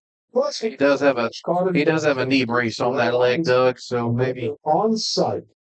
Support locally owned off Trojan. this is Right. our offensive game plan has been kind of West Monroe like, hasn't it? It has. Just go get it. Second down and 2, I guess. They give him a second and 3. Give him 7 on that carry. Von Darbon in at running back now. Duncan and Washington top of the field. Snap is back. Vaughn's got it up the middle. He's got room. Banging his legs around down to the 6-yard line. Give him the 7. And it's a first down for the Trojans. Another 7-yard gain there for the Trojans. Well, this is certainly how you want to answer a drive like West Monroe had. Snap is back. Vaughn's got it again in the middle, banging around. He got to get in the end zone. It's first and goal. Now second and goal from the 4. It's on the tackle. And another 4-yard gain there for Vaughn. JT will find his way back in, and a timeout taken by West Monroe. And they're trying to just gather their thoughts. We're going to take it with them at the 8:09 mark. We'll be back in 30 seconds. You're watching ASH Trojan Football right here on 446 Sports. The fine folk. Yeah, so what happened out there tonight? We struck out at home with leftovers, then we remembered walk-ons. What effect did the situation have? Spirit soared. Nick took on a burger. Jen obliterated her ribeye po' boy. And speaking of spirits, Laura even scored a real tasty cocktail. She needed that. Any lessons learned today? Yeah. Head straight to walk-ons. Scratch-made dishes, wall-to-wall TVs, craft beers, and cocktails. Walk-ons for the win. Back live here at JL Butch Stoker Stadium. Doug Gann alongside of Nick Magnano. Appreciate the crew. Roger outside, Brett inside here. JG, Jason Crooks. You might have seen him in the Windy City. Saw a Mike Ditka sighting on there, and that was cool to see. We'll get those pictures up for you. That was a trip of a lifetime. Said no more New York style pizza. It's all about the deep dish. It's a pie. 8:09 to go here until halftime. Trojans send Duncan in motion. JT in the backfield. He gets it. Toss to the near side. Everybody pulling. JT hit the pylon. Touchdown. JT Lindsay. Touchdown Trojans. That offensive line, Nick, just a concerto of precision the way that they moved. Yeah, it's just I tell you, from camp in August till now, it's amazing. Goodness gracious, what a move. We'll look at it again. We'll keep it here. Let's watch the PAT. Try for point coming for Mesh. Looking to get back to that 7-point lead. Snap is high, but it's down. And that one's up. And it is good. 14-7. Trojans lead it. Let's go back in time and look at that BU Designs touchdown for JT Lindsay. Look at that offensive line just get out and pull. Yeah, I mean. And he dives. What a tremendous switch to that cone side camera angle. Oh, baby, what a switch. So, Doug, yes, sir. We've had 26 offensive plays. Right. Okay. 20 of them have been running plays. I mean, I don't blame them. Right. But would you have thought that? No. Yeah. Absolutely not. I mean, I've only been covering them now 18 games, but you go out there and you do what's working. And Coach right. Bachman and I talked in our pregame that we do, and he said, "Look, we're going to go out there, we're going to try this, we're going to try that, and then we're just going to get to what works." Eli Fong set now his first attempt at kicking from the left to the right, and that's a high pooch here. I don't think we've seen one out the Trojans going to get there and run that one out of the bounds of the 33. But that certainly prevents a big, long run back, doesn't it? Yeah, that's Miles there on the return and, caught it cleanly and went out of bounds with about the 34 is where he's 33. That mark him at the 33, yep. And it's like you said, I mean, their first two kickoff returns were, just... They were, dangerous. They were a one or two away from housing it. Yeah, so that's a good adjustment there by... So Alex Fontenot from Sellers for one touchdown. JT Lindsay for the next one. The Trojans lead this one 14-7. Yeah, and 22, Ponte's back at your fullback position. He had the touchdown earlier. No, I'm sorry, it's 5. Toss goes to the backside, and good work crashing in from the far side is Kerry Gaines. Yeah, Gaines and Townsend there. Give Gaines the tackle. Townsend was close. Just a yard gain, and great work as he comes off of that outside linebacker spot. A linebacker and a safety body, isn't that what you told us about him? Yes, Cortez for sure, but yeah, Gaines is definitely filling that role as well. And just like Jalen Kirk last year, I mean that's they call it the star position at LSU, but if you can tackle like that, you can run like that. Let's do it. Well, Gaines came all the way up from that safety position to make that one. No, he's from the far side over here. Tackle is made there. Yeah, Fonte there, the running back there, the fullback there, which is in traditional position, but except for that one play when he went to tailback, Hobbs on the tackle there. 7:05 and counting. You see that courtesy of the Wallace Eye Associates scoreboard. It does show you your Trojans on top 14-7. 3rd down and 5 from the 39-yard line. Trojans need to stop here. Boy, you got to let running back drops back about 8 yards deep in the I formation. Trying to get a good survey of the field. He'll get this one, get ahead of steam, but he is stopped by the interior line of the Trojans. Oh, they mark him for the first down, and it'll be out to the 44. I thought they had him stopped. I did too. Bayon and Xavier there. First time we called Bayon's name all night, but very good sophomore defensive end. Bayon, one of those, it's going to be a good one. J-Lou in man coverage out to the near side. There's 2 receivers, one at the top, one at the near side. Both. You got 9 men in the box, and receivers out on islands here. 9 men aren't helping. No good submarine tackle there. Yeah, that looks like, is that Gaines or that's, I think that's Gaines. Man, they are just, that's the thing about them. They will bust one of those runs just like Ponte did earlier. So we gotta watch that. Good work there by Gaines on the. Good look at the student section for the Trojans. Go Trojans across the front of them, and great work on the Brody Cam. 2nd down and 4. Ball just on the Trojan side of midfield. Snap is back and handoff goes up the middle again. Trojans recipient of a couple of turnovers in this one, and you got somebody that rolled up an ankle. It looks like the big tight end, 87. Yeah, Elijah and Spikes on the tackle there. So see, we can't hold them here on the 3rd and short. 3rd down and 1 for West Monroe. Ball rests at the 47 of the Trojans. 5:28 and counting here in this one. Be awake on the back end. Showing pressure. They come with the blitz, and there it is. But beautiful work. Beautiful work by the quarterback, and that gets it out. Is that Ponte again at 22? Yes. Gains on the tackle there, but I mean, that's exactly what you have to watch out for them. And we were awake on the back end. Fortunately, Gaines was there. It was just great play calling against the pressure. Never had to check out of that at all. And now they're back to where they were when they started that possession last time and got the big run from here. 5:03. West Monroe would like to grind off as much of this time as they can, knowing that the Trojans get the ball to start the second half. Need to be making some noise, Trojan fans, when he's changing the play. 12 seconds, now under 10 on the play clock. He keeps it, tries to pitch that one back, and does. Great work by the back to get those because he had 3 Trojan defenders looking at him and pushes forward for 6 yards. Yeah, it looks like Cortez was there and Townsend was there, but 8 yards, 7 yards is not going to cut it on first down. No, and on a play that was somewhat busted too. Yeah. West Monroe getting off their blocks and able to establish that secondary line of scrimmage on the last couple of drives. Watch for the reverse. Comes to the near side. Got to come across the field, does gain, and he does a good job of getting that tackle, but not before the first down is registered. Good pursuit by Carrot Gaines coming all the way across to make that. Doug, I have him with 8 tackles total, 7 solos, and that's not what you want from be your leading tackler. No, not at all. So earlier identified Gaines, and that was Williams that had came up and made that play earlier. Yeah, Latravius. Yep.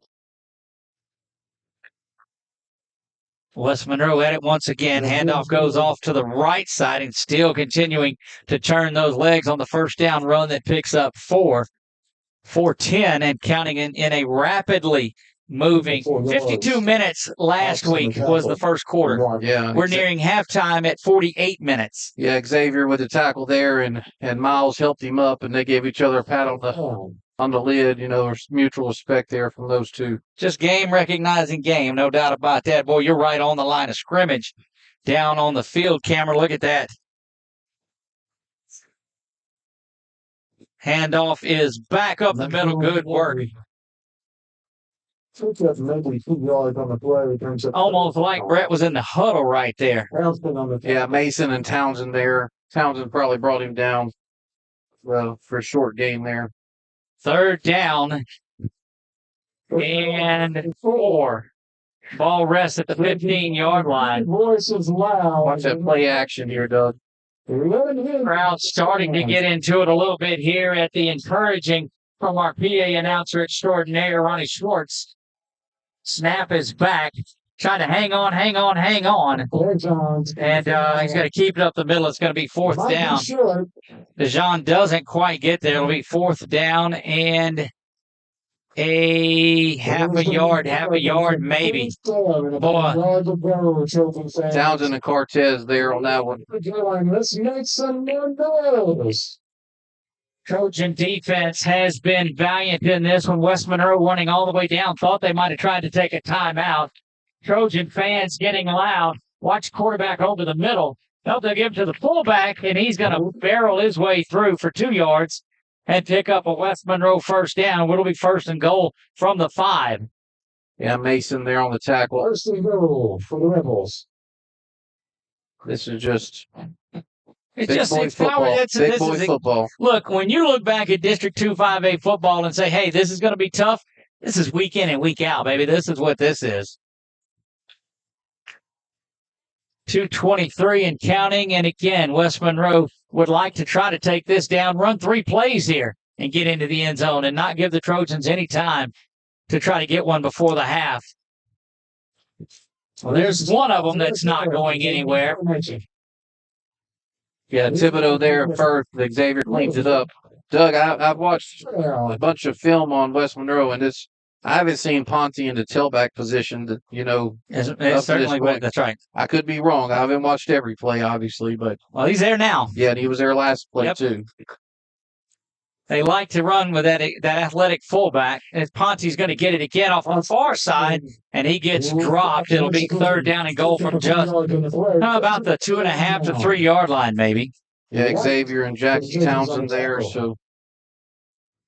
On the 4. Don't forget, coming up at halftime, we'll get scores from around the area. We'll do that. We'll visit with Coach Thomas Bachman after the half and get ready for a second half. But right now, we've got 1:07 to go in this one. Here in the second quarter, Trojans lead at 14-7. Ponte back at tailback, 8 yards deep. West Monroe switches from right to left. Snap is back and the toss comes near side, bobbled around, but Ponte is going to walk into the end zone. Had an opportunity for him, but just slipped out, and that brings West Monroe to within 1. Trojans will have 47 seconds to do some work.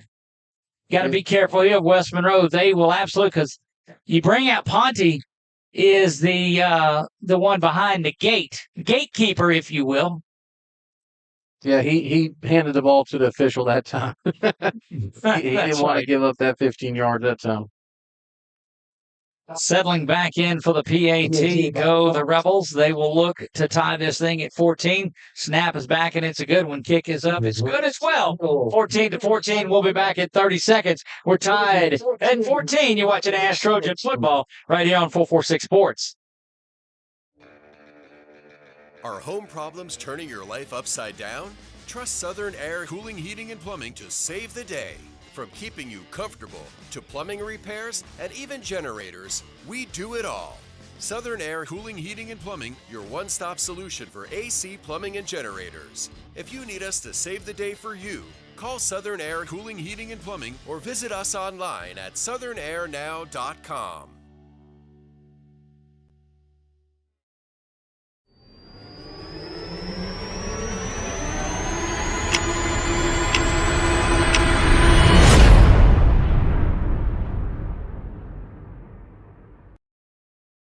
The big, long West Monroe scoring drive, 14-14. Chewed up a lot of clock. I don't know where that drive started. I mean, the time that it started, it had to be, what was it, about 6-7 minutes? Yeah, for sure, from their own 33. Yeah, on that drive after the sky kick that went out of bounds. So West Monroe answers right back. Trojans do have 47 seconds, and they are a quick strike offense. We'll see what happens here. That was kind of a squib down the middle. Going to get picked up, bounce around. Somebody's got to fall on it. The Trojans do. Boy, that was scary. Yeah, little 46 seconds. Hayden Burford there on as the up back, and him and D-Dub came and cleaned it up, fortunately. Trojans will start from the 24-yard line and look for a screen or a draw or something like that, maybe to try to bust something big. Don't think the Trojans are opposed to going over the top here either. Let's see what we've got. Darius and Jimmy to the near side. You got Alex, and is that looks like Ray that's out there at the far side? He's Kirtland Bates, I think. No, you're right. I'm sorry. Yeah, Bates is just a little taller than Ray. There's that middle screen that's set up. Lindsey nowhere to go. He's going to be dropped at the line of scrimmage. And Trojans should have all 3 of their timeouts. I don't know. They got 2 remaining. Heard a horn, but the wrong one. 29 and 28 and 27. Yeah, very smart player there, and with Parker Todd, and he was all over that play. That's Sellers in at quarterback, and they're in no hurry. They switch JT from right to left. This should probably be, barring an incompletion, the final play of the game. JT's got it to the near side. JT says, don't give up on it yet. They get out to the 40 with 2 and 1. They'll stop the clock with 1 second remaining, and the Trojans, will call timeout. 17-yard gain there on JT on his 16th carry of the half. It's halftime. They don't do it. It's halftime here. The Trojans will go, and we'll get a chance to talk to head coach Thomas Bachman when we come out. We're going to take an extended break. When we come back, we'll show you the sights and sounds of halftime, and we'll do all of this right after this. You're watching ASH Trojan Football on 446 Sports. The fine folks at BK Distributors want to thank all the educators for weathering the storms, so to speak, through 2020 and beyond. Thank you for your dedication to our children. The end of the school year awards are now available. Any type of award, trophies, banners, plaques, they do it all at BK Distributors. So with school almost out, that means summer leagues are in full swing. New items, same great prices, and fast turnaround. BK Distributors, Highway 20 in East Pineville behind Arby's. Hi, I'm Kimberly Harrell, Certified Residential Appraiser. I am currently a leading provider of appraisal services for mortgage lending, employee relocation, estate planning, and community property settlements. My experience in real estate over the past 13 years and currently serving as president of the Greater Central Louisiana Realtors Association has given me a clear understanding of the real estate world in the ever-changing market we live in today. For any of your valuation needs, give me, Kimberly Harrell. Here's the Salto, and director is Melissa Shepard. Tonight, the Raiders perform to Respect.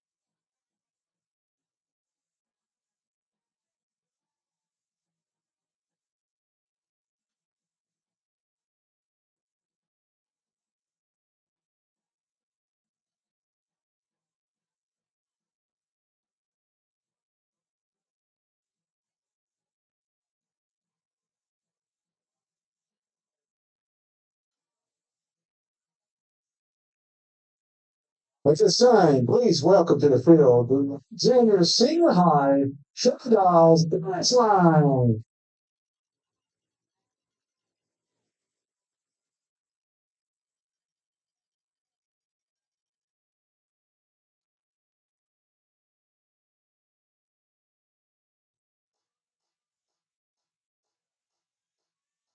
Đi trên hồng, đi phi con hồng. We did all go to go down, but that will come up in several songs. We go on to six projects to check the out that couple told you in the door. But the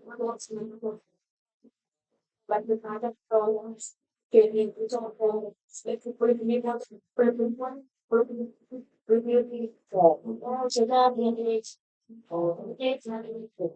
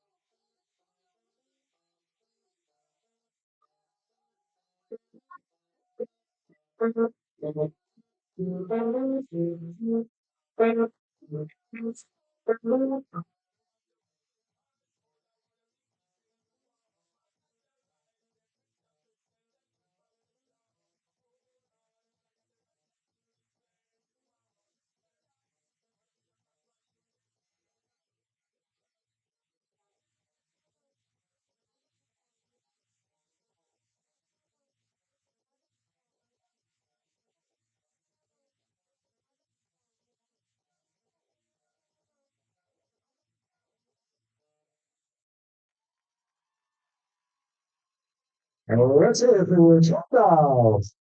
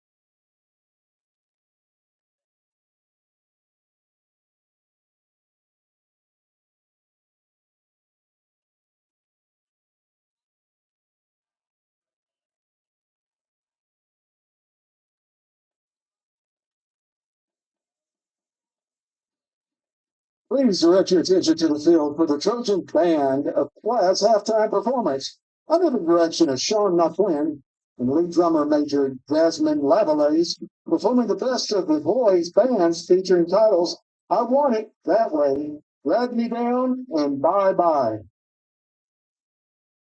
Drum Major, is your band ready?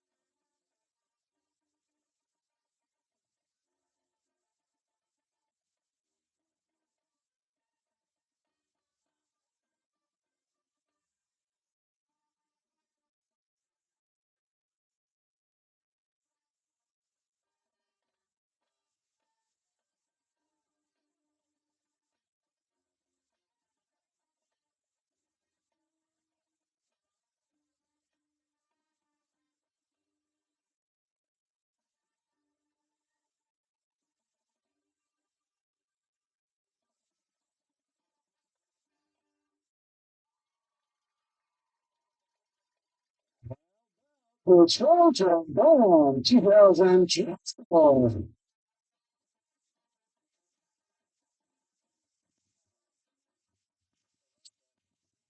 It's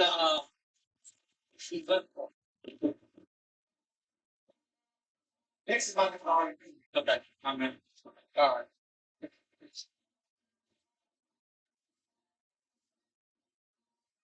Oh, yeah, I see you down there. Where's T-Bot? All right, I'm switching them. Ready? And we are back. Check. And there we go. We're back to JL Butch Stoker Stadium. Nick Magnano joins us on the sideline. Nick, what's it look like down there, buddy? Hang on, Nick. I don't hear you. So let me see if you hear me. There you go, Nick. Let's try it again. What do you see down there? Hey, can you hear me? Yes, I got you. Yeah. The Trojans coming out. They're ready to go. Focus. Coach Bachman's talking to the quarterback, getting them lined out, and just a lot of excitement down here. Well, you see, this is at 14-14. You get the ball coming out of the second half. It's a good spot for you in a game like this because there's been a lot of times that these games were not close at halftime. Yeah, there was just great first half for the spectators. Not necessarily, obviously we want to be leading, but Coach Bachman's coming up. We're good. Take it away. Camera's on you. Let's get a camera down on Bachman and. Oh, Coach, first half 14-14. You guys came out running the ball really well. What's the first half? We'll be 14. We got a second half of football to play. We'll be here, always here. Got to make the play. We got to put the kids in position to make plays. Got to make the plays, right? Yeah. Coach, the P4. Yep, that's been big. Been a big part of it. We got to do something when you force turnovers. You got to do something with them. That's the disappointing. That's the turnovers. Now we got to go score points with them. Yeah, so get out there and do it. Doug, I don't know if you could hear him. Definitely intense. Of course, the band, West Monroe band is playing, and the West Monroe team coming under the student section, and they're getting a lot of boos. So, but you can definitely tell that Coach Bachman's ready for this second half. While we got you, Nick, on the scene right there, move your clipboard a little bit and let's get a look at that Tackle Breast Cancer shirt. That is a shirt that 446Sports has come up with. You can reach out to us and message you. The shirts are $20 that you see, and $8 of the proceeds are going to go to the National Breast Cancer Awareness Foundation. We're supporting breast cancer awareness and research here in the month of October. So there you go, Nick. Red Dog, we'll see you up there in just a few minutes. There you have it. Nick Magnano joining us on the sideline, and he'll get us back here. So part of it, we're just about 3 minutes to go on our 18-minute half. We'll take another break and be back. When we come back, it'll be just about time to kick this thing off. And we'll do all well, or did we already go through our 3 minutes? No, they got 3 minutes. We'll be right back. Oh, never mind. Let's stay here, and let's go to Brett with our Brett, you tell them where we're at. This is Brett Stallsby with the Foster Community Halftime Score Report, and we're going to run through a few of the scores right quick. Locally in Sinlaw, we have Gina is down 8-13 to the Marksville Tigers. Pineville is down 10-21 to Neville. It is 14-14 your Trojans and the West Monroe Rebels. Let's see. We have Northwood is down 8-16 to Montgomery. Well, Leesville is down 14-35 to the Iowa Yellow Jackets. We'll switch over. Let's see. Ruston is up 8-0 at halftime over Washita.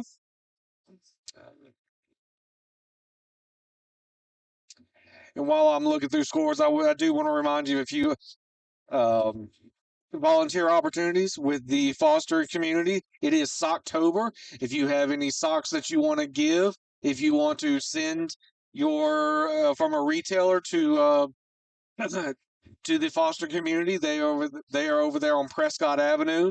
You can go to their Facebook page to see the exact address, and those ladies will be glad to help you. It is also time to switch over from the spring wardrobe to the winter and fall wardrobe. So they are looking for volunteers to pick up hourly shifts to to switch everything out. And if there's anything else that you're wanting to do, if you're wanting to volunteer, to become a foster parent, to get involved at all in the foster community, they will be glad to help you out. The ladies over there are great, and that is a charity that means a lot to us here at 446 Sports.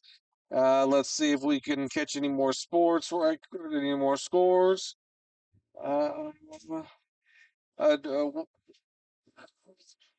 Do we have the Menard Oakdale score? We're going to see if we can get that for you. Unfortunately, due to administration, we were unable to broadcast that game tonight, but we'll get that for you. It is 0-0 at halftime between Grant and Peabody. That's a great game over there. It is 0-0 at the second overtime for Oakdale. Was 13 nothing. Oakdale was leading Menard in the first quarter. That's the last we have on our. Okay, so the last we have is 13-0 in the first quarter. Oakdale over Menard. And with that, I will send it back to Nick and Doug. Brett, great job with those scores that are coming around. You can also get your fill of them at our Saddlers Towing scrolling scoreboard down along the bottom, and they're looking at that kickoff return team getting ready to come out. You see Coach Bachman giving them that last little bit of instruction. Take your eyes just above the Trojan helmets there, and that's our Wallace Eye Associates scoreboard. You see it. It is deadlocked at 14 in this one. Ash held at West Monroe, got the ball back, went down and scored, made it 7-0. Had an opportunity to get up big after a couple of turnovers, unable to do anything. West Monroe goes down and scores. Ash comes back. Here comes West Monroe right back the other way, playing West Monroe football. Trojans have shockingly ran the ball more than they thought. Nick, how does it look on rushing yards? Yeah, JT has 16 carries, 103 yards, and 1 touchdown. Vaughn has 5 carries for 20 yards. Carson's 4 for 6, 25 yards, and 1 touchdown. Alex, leading receiver, 2 for 15 yards and 1 touchdown. There you go. We are ready to get things going here. West Monroe will kick off right to left. Last time they kicked it, they did that kind of a squib kick down the middle that squirreled us up a little bit. JT and Darius back. Their heels rest on the 10-yard line. Boy, as quick as that first half was, we are back in action here. Put the ball, and we are underway. That one's going to find its way back to the end zone, and does, and the Trojans will have it without benefit of the return. Goodness gracious. The first half, it has been. It's hard to believe it went by that fast, Doug. So that score that Brett gave us from up in northeast Louisiana at the half, Ruston 8, Ouachita 0. Wow. Wow, that's what I said. You know, we've never doubted the athletes and the size at Ruston. I mean, at Ouachita. Not at all. Ouachita Pairs. Just a matter of getting it done on the field. Here we go. 2 receivers to the near side. Sellers in at quarterback with JT. The toss goes back to JT. JT's up the middle, bangs off a defender, then he's breaking to the outside 30, now 40. To the 50 goes JT, pushed out of bounds at the 40-yard line, and took on that hit from the West Monroe defender, and big-time run. 41-yard rush there. Great way to start the second half for your Trojans. Look, that is what the folks in Baton Rouge and the SEC are ready to see. A big power bruising back with breakaway speed. He'll get the toss to the near side this time. He's met in the backfield, and a face mask is going to come in, we believe. That came in all the way from the defensive backfield, and what it looked like they had, they'll call holding against the Trojans, and it came from the defensive backfield. Yeah, the umpire threw the flag. Let's Trojans. Holding against the Trojans. That'll be 10 yards from the line of scrimmage. Make it first down at 20. You know, remarkably, Doug, that's only our third penalty for 25 yards. So. Yeah, but it's been some big ones, and it puts the Trojans back behind the sticks. Moving the ball over to the far hash from where we are. That'll make this the wide side of the field.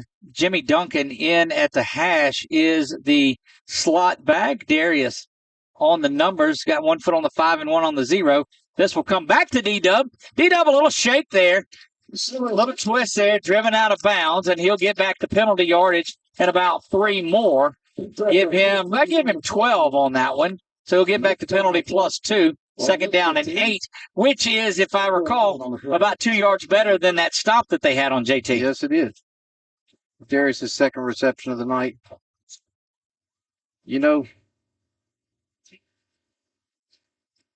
handoff goes up the middle. That's Vaughn. Vaughn is going to be to the 36-yard line. They're 37. All of a sudden, now the Trojans have third down and long. Still better off than they were with that penalty. Alex Fontenot now in at receiver. He'll go all the way to the far side. He'll get over to the numbers, and Jimmy will settle in the slot. Well, there's a lot of room over the middle if you see Jimmy down about 10 yards and let him break for the goalpost. This Trojan offense has been pretty much taking what the Rebels are giving them. Boy, that one safety, now the safeties come up. You got so many guys in the box and play action. There's that move. Tanner down the middle. Tanner plays defensive back and knocks that away. We talked about the Jack Hunt. 34 is the modern-day Jack Hunt back there. And boy, if you get that ball up, though, it seemed like it kind of died in the air. Yeah. Tanner was streaking down the middle of the field. Actually, that's Jaden Neck, junior DB, and he covered a lot of ground there because Tanner was wide open. DB's back off now about 7 or 8 yards. Back to pass to Sellers. He zips this one high in the air and driven incomplete. And just standing and staring over Darius as he tackles him. And emphatic look over at the Trojans bench, saying, "Hey, we got you here now. Let's go." Yeah, he was in D-Dub's back. I don't know. I mean, it was boom boom. So, well, I just think Darius had to go up for the ball, and he went up there and just he brought him down hard, is what it was. But football is a physical, brutal sport. From the 36 is where West Monroe will take over. First down and 10:39 to go. Trojans just use a little bit of time. Mark it down 10:39. We'll see where the Trojans get it back. Oh, good work inside. That's Jay Frazier. Jay Frazier coming up from the cornerback spot and making a great tackle. Yeah, that was Miles there on that run. What you got to prevent is West Monroe from keeping it for 6 or 7 minutes on a drive. Yes. Definitely not letting them finish either. Second down and 8. Coach Bachman brought up a good point. You get the turnovers, you got to finish them off with points, and the Trojans didn't do that. Could have been a little different game here.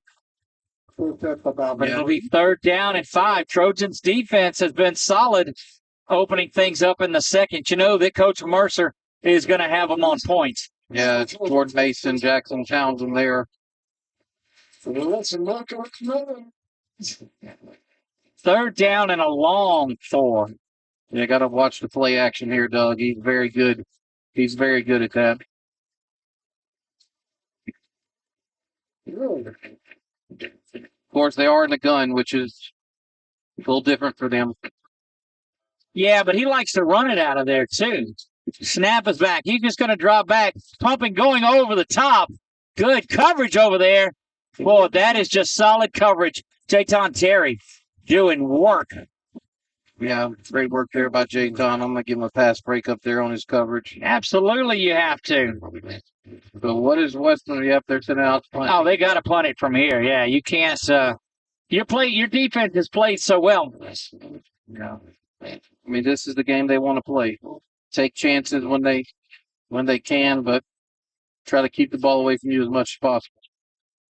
Trojans bring, 9 guys up. They look like they might be coming after it. You got to be careful. There's a snap to the up back. Going to fake this one. Xavier's got to get him, and he does. And down goes West Monroe. Look, West Monroe is well versed on the screen. I can tell you that. Third down and 15. Still believe the Trojans are in some sort of a 4-down territory here, just by way of where they're at on the field. Snap is back. Good pressure up the middle, but a good block. Wide open is Jimmy to the 10-5. Touchdown, Jimmy Duncan. Touchdown, Trojans. Yeah, 36-yard pass there from Max with but if we see the replay, you're going to see Let's go back and JT look Lindsey. at it. JT Lindsey pick up the block on the linebacker that blitzed. And Yep, you see it right there in the middle of your screen. And then Jimmy how he got that open, I'll have no idea. Well, they sent the house, Doug, and that's what happens whenever you send the house. You got to make get a block. That's right. You got to make sure somebody's, their mistake, our game. So great work there by JT, Maxie, and Jimmy. Snap is back. Kick is up. And it is good. 21-14. Your Trojans lead at 8 even to go in the third. We'll be back.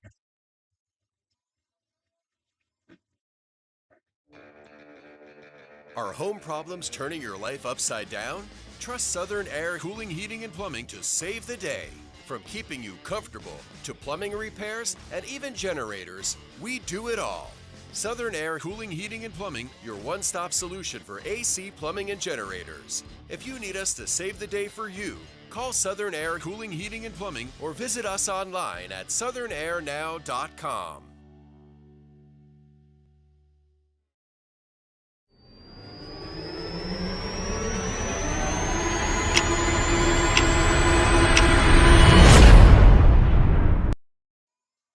What a big, big second half in this one. Trojans go out. Then West Monroe, they got the fake and the stop, and the Trojans march down. And you'll have to go back and watch it to get a better detailed report than that. But wow, Eli Fong set to kick this one off. Skies that one up. Trojans could run under that. That's bouncing around now. Boy, you got to get out and tackle now. A lot of times that'll give you a chance. I just don't know if the Trojans got down there as fast as they could, but West Monroe was sideways on that. Yeah, Clayton Dole taking out Miles there. I just, man, and Dole looks like he's come up hobbled on with his left arm. But Oakdale up 13-0 in that game in the third. When Miles gets that ball, Doug, it makes me nervous. Indeed, it does. 7:56 to go here, third quarter of play. You see it on your Wallace Eye Associates scoreboard. You can see the others from around our family on the Sadler Towing scrolling scoreboard. Snap is back. Handoff up the middle. And, Coach, you've been around him for a while now, a couple of seasons. The halftime adjustments that Josh Mercer makes are pretty solid. Yeah. That group of defensive coaches really do a number. Yeah, they do a good job. Elijah Nelson there with that one. Of course, Townsend was there to help finish it off. But, yeah, it's remarkable what they do at halftime. Big shout out to Coach Mike Burns, the LCU Wildcats baseball team watching us. Certainly a big hello to him. Snap is back. West Monroe trying to go over the top now. Checks up, and now they got a tackle. Kobe Pope in there, along with who's getting up there now. Cortez. No, it's Williams, isn't it? Yeah, that's Williams. The 8 and the 9 look very similar, but Gaines a little bit bigger than Williams, I believe. Yeah, we've got to make that tackle first time. I mean, it still would have been a first down, but save us about 6 yards there. West Monroe back inside of Trojan territory to the 44-yard line. Handoff's going to go up the middle, but so is that Trojan. And look, that's what we talk, that falling forward that JT has got us used to the last couple of years. You see it from West Monroe. Yeah, Spikes with contact there right at the line of scrimmage, but Miles falls forward for, 4 yards. Second down, and they give him 6 on that. Second down and 6, 4-yard pickup, 6.5 to go. And West Monroe content just to grind and grind and grind on this one. They trail by 7, but don't care. Average giving up just about 18 points. Both of them score in the 40s. Nick, you told us if this game was down and played in the 20s, that it favored West Monroe a little bit. Well, it favors their style for sure. So Mason there, and let's see who's getting up kind of slow at Xavier. So good work there by those two. But yeah, that definitely favors them as far as their style of play. Nelson swaps places with Spikes. He comes out. Doug, I think they turned the air conditioning off at halftime. Is it that, or am I just... You're just in district play now, my friend. That's all. District 2-5 action is heating up, to say the least. Third down and 5 Snap is back. Play action. Brought over to the far side. Complete. Nobody over there. Banging around. These receivers and running backs draw contact. I mean, they look to hit somebody. Yeah. He goes over Jayton there. Jayton Cherry with the tackle. His second of the night. That's a big number. Caden Willis, senior running back. Big shout out to Coach Jimmy Zachary and that Opelousas team. They go up to Natchitoches Central last night into 5A and win that game. So good to see a win out of that solid trip program. They're looking for a trip back to the Dome. First down and 10 goes West Monroe right up the middle, touchdown. Yeah, that's that play that just well, you're at the point of attack, and then it breaks down and they go right up the middle. And he'd have been good from 200 yards out. I mean, that just reminds me of old Nebraska football. I mean, yeah, I know. Northeast Louisiana football, my friend. Over in the swinging game. We'll get to that in just a second. We'll keep it here and won't go to a break. They close the gate on there. You never know about that one. 21-20. One of the best kickers in the state here lining up to put this one through. Oh. We may have just given them an opportunity to go for, because they'll move it half the distance inside. Hopefully they stay where they're at and don't switch back out. In a game like this, though, the defense has been solid. I don't think you take that chance of chasing a point here. Of course, you watch that game they played Pulaski Academy. That's all they did. No punts, no extra points. Everything was go get it, onside kicks and all. But we're not in Pulaski anymore. That snap is back, kick is up, and it is good. 21 apiece here. We're tied with 5:06 to go. Nick, do you even remember the points you were making a moment ago? No. Okay, we'll be back in 30 seconds. You're watching ASH Trojan Football right here on 446 Sports. At Wallace Eye Associates, right now is the best time to have your cataracts removed. A new year means a new deductible, so if you're just not seeing as well as you used to, schedule your cataract evaluation today. It's fully covered by all medical insurances, including Medicare. You never need a referral at Wallace Eye Associates, and our method of next-generation cataract care is the most affordable in the state. There's only one team, one focus, your vision. Wallace Eye Associates. And we are back, JL Butch Stoker Stadium. Doug Gann, Nick Magnano bringing you district opener of District 2 5A. JG in the booth with us. Jason's here. Brett's here. On camera is Roger. Down in the stands and on the field is our man Brody. And that's the crew bringing you this action tonight. 5:06. We're tied at 21. Kick is up. It's high. And that's going to be one that Darius is able to return from the 3s out to the 10 now, off and going. Runs back to the near side, does D-Dub. He's to the 30, 35, now 40, to the 50. Sling him down and get 15, and there you go. Trojans will start from the 22-yard line, and oh, baby, how about it there? Yeah, that's Weber who actually, was covering D-Dub earlier on that great play, but he just got a little extra on the end of play there. That's the way you want to answer it. Come back with a big run. Takes that from the 30 from the 3. So that's about a 55-yard return. Big shout out again to our Wildcats from LCU that are over in Houston getting ready for their big game tomorrow. They're watching. And so a big shout out to Coach Ben McLaughlin and all of those Wildcats. Bring us home a win back to Central Louisiana tomorrow, Wildcats. So you get a good look inside the huddle. 4:58 to go in the third. Trojans trying to get back on the lead. Back for the Trojans. Doug, with all the cutbacks and everything, just shows the discipline on the Trojans special teams to not hold, no block in the back, and it's good work there. Darius ran right by him. 2 receivers stacked to the far side. Alex is the lone receiver on our hash. Checking his quarterback. Is that Carson that's back in there that sends JT out in motion? Back to pass is Sellers. Got a man down the seam. It's Townsend to the 5. Into the end zone. Touchdown, Tanner Townsend. Touchdown, Trojans. Let's take a look one more time. Watch him send JT in motion. That lets you know that they're going down the field. Good blocking by that offensive line. And why not take a shot at it over the top? There you go. Trojans back on top. That's what we expected going into this game, Doug, was having. So now we got Max with a big touchdown pass, Parson with two big touchdown So your passes. defense gets up. Yeah. So be it. Go get it. Yeah.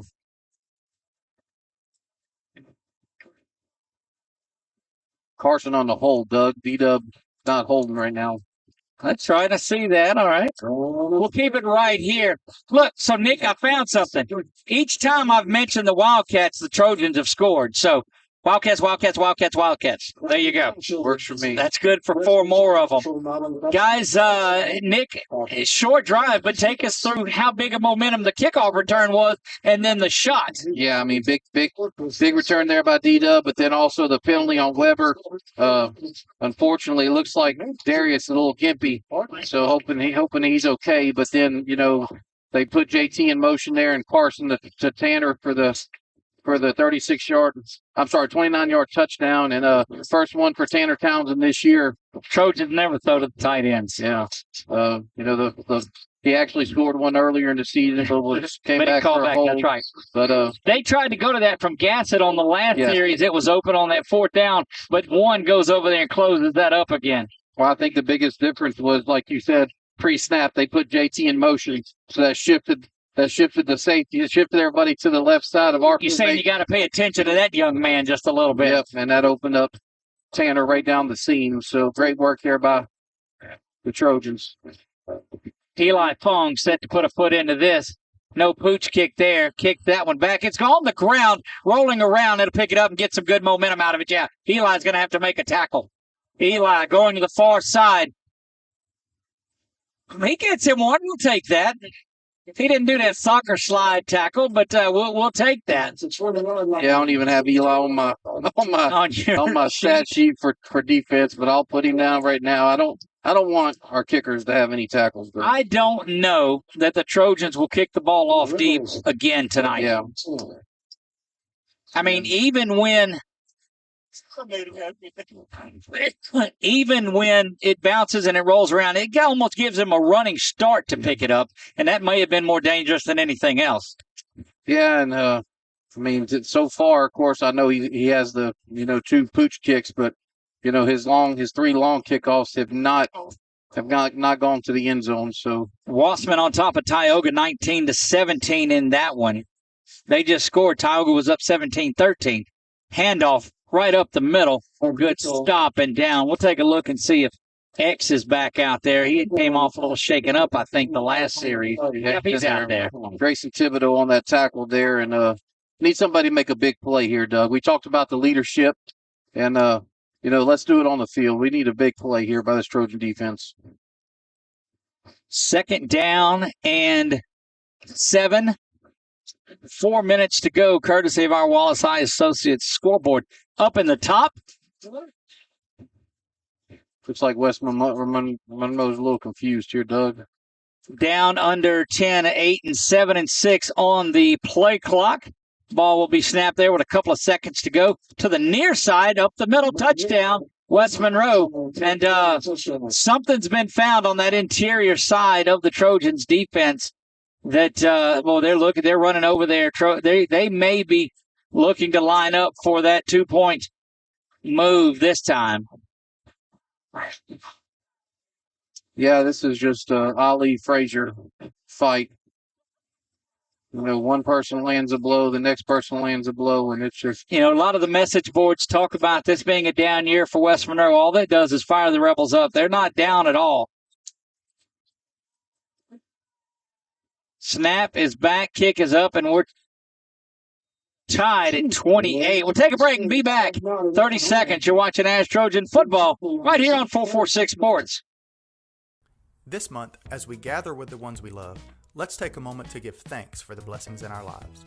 When it comes to protecting what matters most, trust those who care about your family as much as you do. I'm Jason Hawk, your local Farm Bureau insurance agent. I'm here to help you protect what you hold dear. Whether auto, home, or life, have peace of mind knowing that your family is covered today, tomorrow, and for years to come. So talk to Hawk at 318-791-HAWK or online at talktohawk.com and let us help you protect what matters most. We are back live. JL Butch Stoker Stadium knotted at 28 apiece. It was 14-14 at halftime. These two teams are firing away at each other. Sky kick coming. It goes to the far side to JT. He's going to get it at the 9. You kick away from Darius, and it goes to JT. How about that?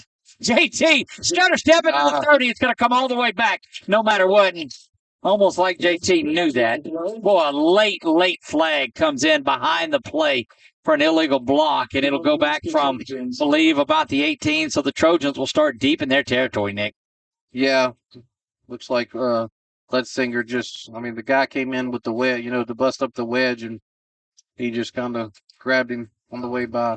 Buckeye up 26-6. I think they were in the start of the third. So it was halftime. It was 26-6. They'll mark this one off from the 19. Should go around the 8.5, 9.5, I guess, is probably where it'll sit. They mark the nose of the football on the 10 is where they'll put it. So they mark it off from the 20-yard line. A couple of penalties have been big ones in this third quarter, but the Trojans still have been able to flex some muscle. But that West Monroe offense has done the same. Hey, Doug, KJ Ray in for Darius. So, all right. I think he might have gotten hurt on that late hit. Toss to the near side is JT. That offensive line gets out and gives him some room, but JT down, and JT's had a lot of carries. He's been hit pretty hard tonight here in the second half. 3-yard gain there off this right side, and got him high and low on that one. Got to work on some breathing room here. I'd like to see them mount a little bit of a time-consuming drive and let that defense rest some. That defense is just wore out over there. Speed up back on the bottom here. Is that Ray? False start, and thank goodness the Trojans something went wrong. Had to fall on that one, and the offensive line is trying to say that the defense had something to do with that. They're going to go over there and talk about it. That might have been the Trojans want to delay a game on the defense for knocking the ball away or simulating something. And the Whitehead will go and talk about it just a little bit. Yeah, I was looking at Darius, see if that was him on the bottom of the screen, and I missed it. Yep. False start is called against the Trojans. That'll put them back behind the sticks, make it 2nd down and 12 by the time they march that off. So a couple of penalties have the Trojans deep in their own territory. Yeah, coach not happy with that one at all. Very animated. Referees didn't look at him twice, so he may have been talking to one of his players. Gassett. No, he's talking to the referee. And is he going to call a timeout to discuss it a little bit more after that? I think he is going to come. We'll take it with him. Be back in 30 seconds. You're watching ASH Trojan Football on 446 Sports. Wherever you are, you're there for a reason. You shouldn't have to make a trip to the branch to deposit a check. Skip the trip and use our mobile app to easily and securely deposit checks right from your phone. Day or night, wherever you are, or whatever you're doing. Download our mobile app today.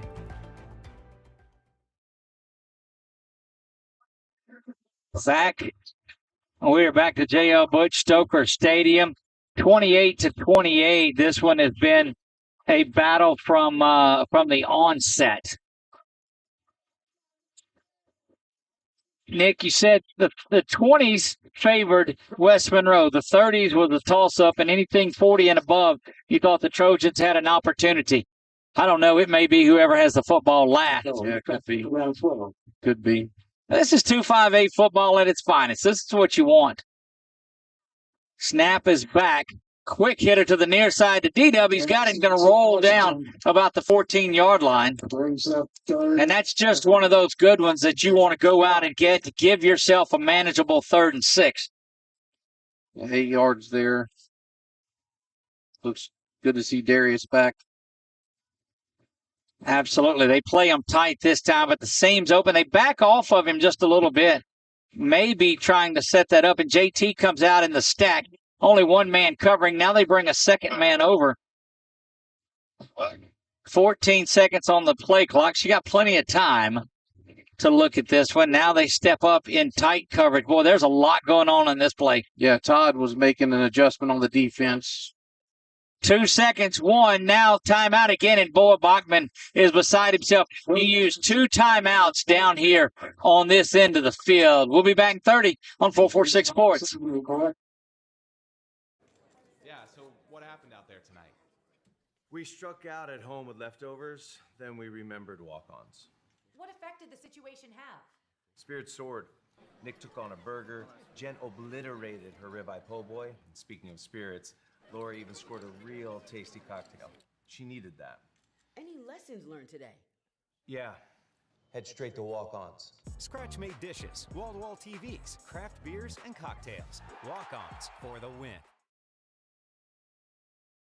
Back to JL Butch Stoker Stadium, 446 Sports, bringing you a lot of games around the way tonight. You can check out the scrolling scoreboard. Monroe down, they were down 13-0 early in that one, maybe still in that game not being aired tonight due to restrictions from Oakdale. Third down for the Trojans. 3rd down and 6 for Alexandria. JT in the backfield with, I guess that is Max that's back there with him, huh? Yeah. Gassett looks over again, and they'll reset things. 4-man front for West Monroe. They've got a lot of guys back in coverage. This is where Gassett can pull it. Back to pass goes Max. He's going over the top again. Got a man into the hands of Darius Washington. Oh, baby, what a play. Yeah, so that's from the 14-yard line, Doug, to the 50 is 36 and 37, 38, 39.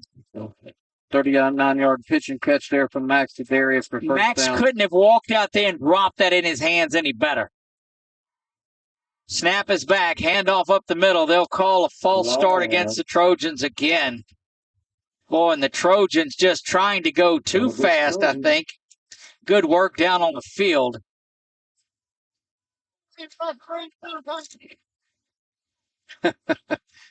Ambiance, Mike. The good and the bad of the ambiance, Mike, is there. That's correct.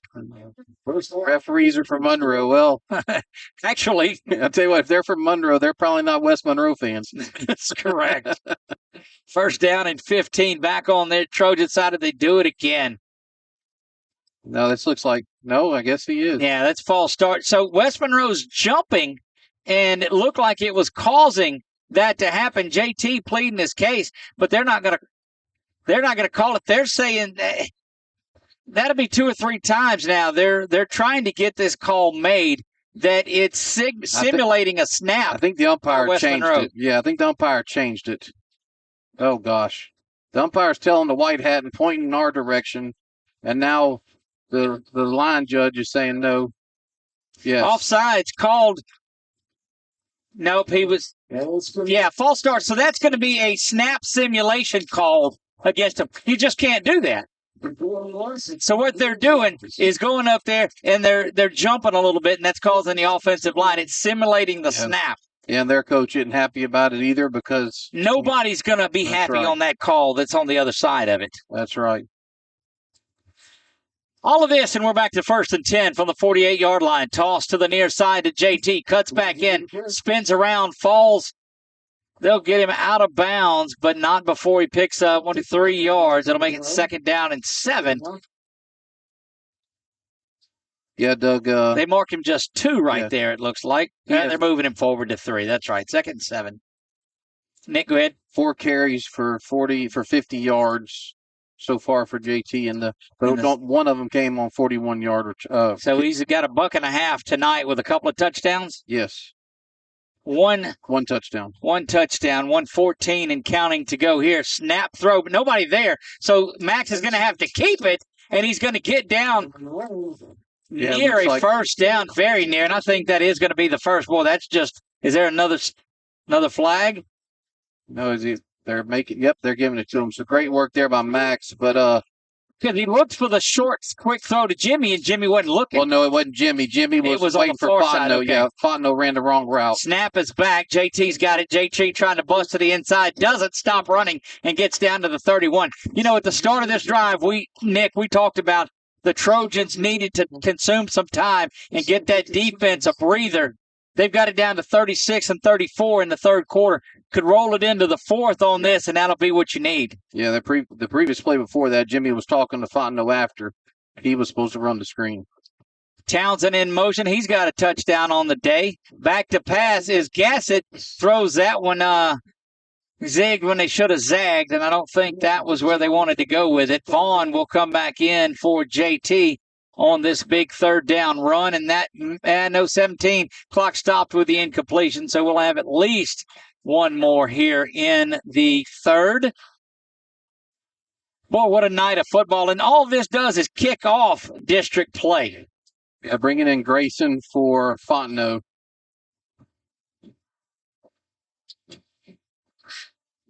Big, heavy on here. Snap is back. Toss comes to Darbon to the. Now that's JT. JT makes a man, spins around down inside the 20 to the 17. Clock will stop momentarily to move the chains. Trojans trying to get another one going like they're playing with the wind. 17 yards there on that run. West Monroe takes their first time out. West Monroe takes a timeout with 6 seconds to go in the third. You think this isn't a chess match? Keep it right here because we've got a natural break coming up at the end of the third quarter. Nick, why do you take a timeout there instead of just playing it? Because he doesn't want to give up the touchdown. I'm good with that. The momentum, but I'm just glad that we were able to adjust the air conditioning here because I'm starting to cool off a little bit after that halftime sprint. A little jaunt down there, and a leisurely stroll is what I saw. Poor Bachman he was strictly business when you guys were talking. Yeah, I'm still getting used to that part of the job, Doug, and I don't want to say the wrong thing. It was a year ago today that I said the wrong thing after one of these games, and didn't want to do that again, but learning on the fly. But one of them walk-off moments when they just get up and walk away from the podium in the press conference. I mean, is this? I mean, I know this is probably a crazy comparison, but I mean, is this not like the SEC of Louisiana District? It's no doubt that it is that way. You've got a battle each and every week coming at you. Between here and the Catholic League in New Orleans. It's a battle, and those two expected to meet down in the Superdome. Handoff up the middle. JT inside the 10, down to the 6-yard line. He's got another first down to the 7, and that will do it for 3 quarters of play. Do not go anywhere. Tell a friend about it. You've got a pretty big fourth quarter coming up when we return. You're watching ASH Trojan Football on 446 Sports. At Wallace Eye Associates, right now is the best time to have your cataracts removed. A new year means a new deductible, so if you're just not seeing as well as you used to, schedule your cataract evaluation today. It's fully covered by all medical insurances, including Medicare. You never need a referral at Wallace Eye Associates, and our method of next-generation cataract care is the most affordable in the state. There's only one team, one focus, your vision. Wallace Eye Associates.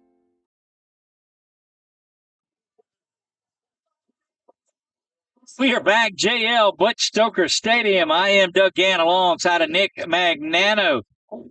Roger Walker out on the camera. JG running the scoreboard and the flags and the timeouts and all of that. Jason Crooks up there handling the camera work. My man Brett Stalvey pushing the buttons, running the instant replays. Partner in crime, Nick Magnano, and I am Doug Gann. Nick, 28-28, 12 minutes, dare I say, in regulation to go in this one. Tell me about it. Yep. 12 minutes and the rest of your life to remember. This is where the will comes in. This is where it's all about who wants it more. 2 even teams battling. Who's gonna win it? Who wants it more? Last time the Trojans beat West Monroe, it was here in 2020 in the playoffs. Not beating them in the regular season in I don't know when. A lot of football to go in this one. Snap is back. Handoff right up the middle as JT falls inside the 5 to the 3. Yeah, 3-yard gain there on 1st and goal, so definitely take that. Clock's running. Oh, yeah, at this point, you're doing anything you can just because every minute that defense just gets a little bit more rest. And they came out of the second half well-rested and did good. Gassick calls for the ball. Handoff's going to go up to JT, and he's met right at the line of scrimmage and hammered there. Yeah, 92. He hadn't called his. Braxton Florentine there for what is a 1-yard loss there. First loss of the night for JT. It's his 25th carry, Doug. Wow. I told him if we thought between 25 and 30, he'd have him a couple 100 yards tonight and a good night, and he's still got a lot to go in this one. He's working on it for sure. 3rd down and goal from the 4. The Trojans, a good opportunity, still trying to get a play in 15 and 14. Be a good opportunity to fake the handoff to JT and let Max keep it. Yeah. Toss, though, goes to JT. He's going to cut to the inside, but he is met right at the line of scrimmage, and it'll be 4th down from the middle of the field, and they ought to trot that field goal unit out there, and they will. This is mesh that will come out to try to put the Trojans on top by 3. Todd there with the 1-yard tackle for 1-yard loss. From the opening kick, that dude's been a monster. Yeah. Looks like Oakdale just went final over Menard 13-0. Mesh on to attempt a 22-yard field goal to give the Trojans the lead. New holder, Doug, again. This is Carson. That's Sellers, yeah. Snap is back. Sellers has it on the ground. That kick is up, and it is true. 31-28. Trojans reclaim the lead in this back-and-forth battle. We'll be back right after this on 446 Sports.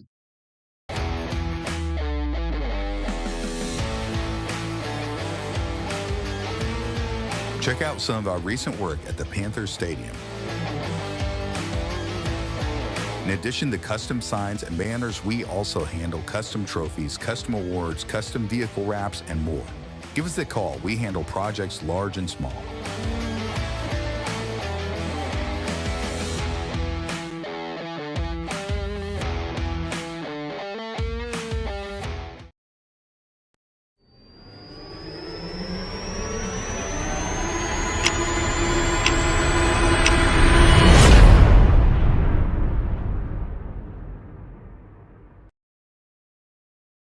Back to JL Butch Stoker Stadium. You see the Trojans hanging on to a 31-28 lead, and I don't see there's any way that you kick the ball deep in this one. It's been trouble from the get-go. We talked about a squib. We've talked about that sky kick, and we've talked about an onside kick. But West Monroe has a lot of guys up near that A, so I don't know that that would work in this one.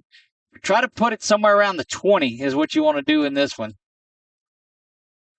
Eli going to put a foot in this, and they do roll the onside kick up. Nobody looking at it. Just hammered the poor up back, and there's going to be a penalty as the ball goes out of bounds. Trojans did have an opportunity at it, but the gunner, I guess, if you will, on this end, just blows up the guy. Yeah, I don't know if he knew that was necessarily an onside. I don't know what it was. I don't think he expected it to come this far out. Yeah, because Cortez was looking to make a hit. Fortunate thing is it's only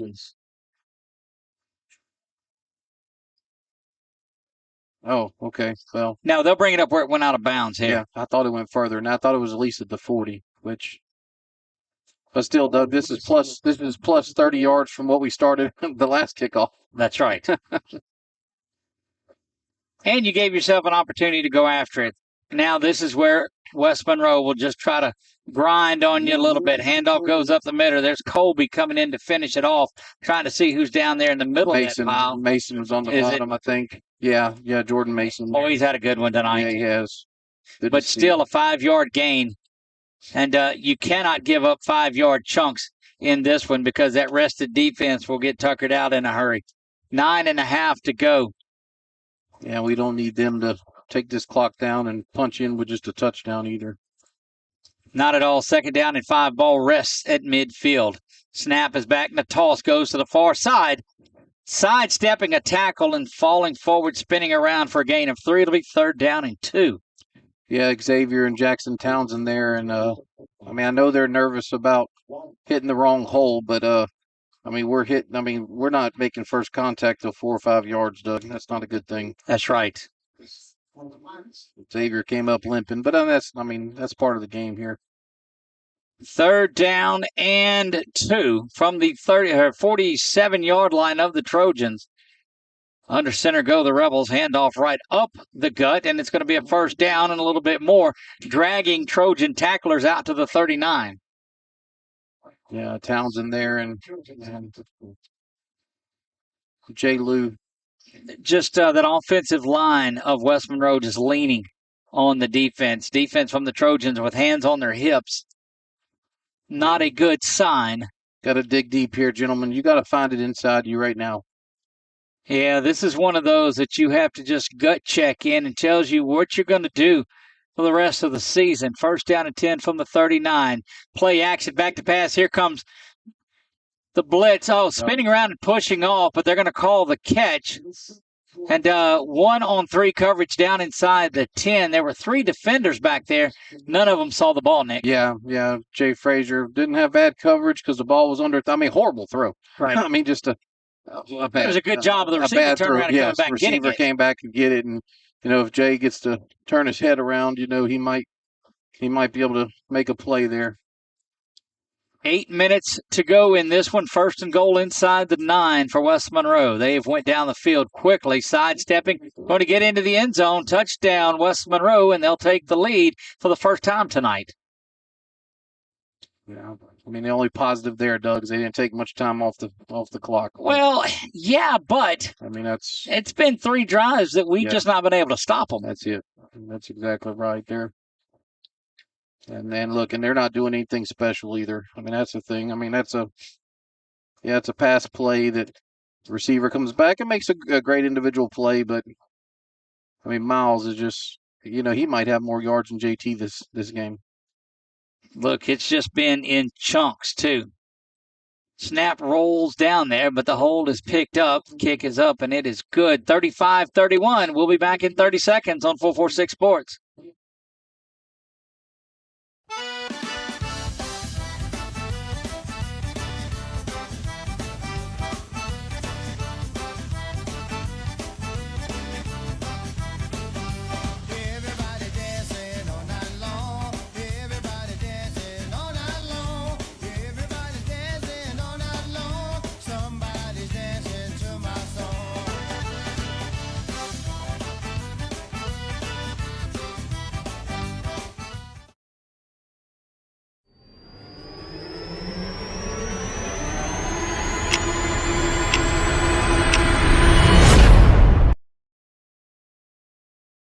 To JL Butch Stoker Stadium, 35-31. West Monroe takes the first lead of the contest for them. Under 8 minutes to play, 7:50. Nick, the good news was it didn't take very long. That gives the Trojans a lot of time. The bad news is we had stopped them in 3 straight. We got to get out there and play some defense. Yeah. Putting a foot into this one and sending it back deep. That's going to roll into the end zone. It'll check up. You got to get the edge. Look, I'm telling you. Wow. Darius holding his right arm down. So, I mean, he's not moving it at all. Yeah, like he got a shoulder stinger. Yeah, I think whenever he got drugged to the ground on that late hit, but he's gonna battle it out. Trojans were held to a field goal the last time. That's the difference in this one. We'll see what happens there at quarterback. It's Carson Sellers that comes out with him. Townsend's there for the H-back. Yeah, Darius took himself out, Doug. KJ Ray's. Yep, Ray's over there with Duncan Fontenot to the near side and JT in the backfield with Sellers. Back to pass is Carson. He's got to step up in the pocket. He's going over the top. He's got Fontenot. Oh, in and out of the hands of Alex Fontenot. Boy, Fontenot had 5 yards on him, too. Dadgummit. Yeah, a little too much air under it, but, I mean, it's just one of those things. But they're able to get behind these defensive backs. It's just those plays that we were hitting on in the first 5 weeks of the season just haven't been there tonight. Fontenot had it, too. Goodness.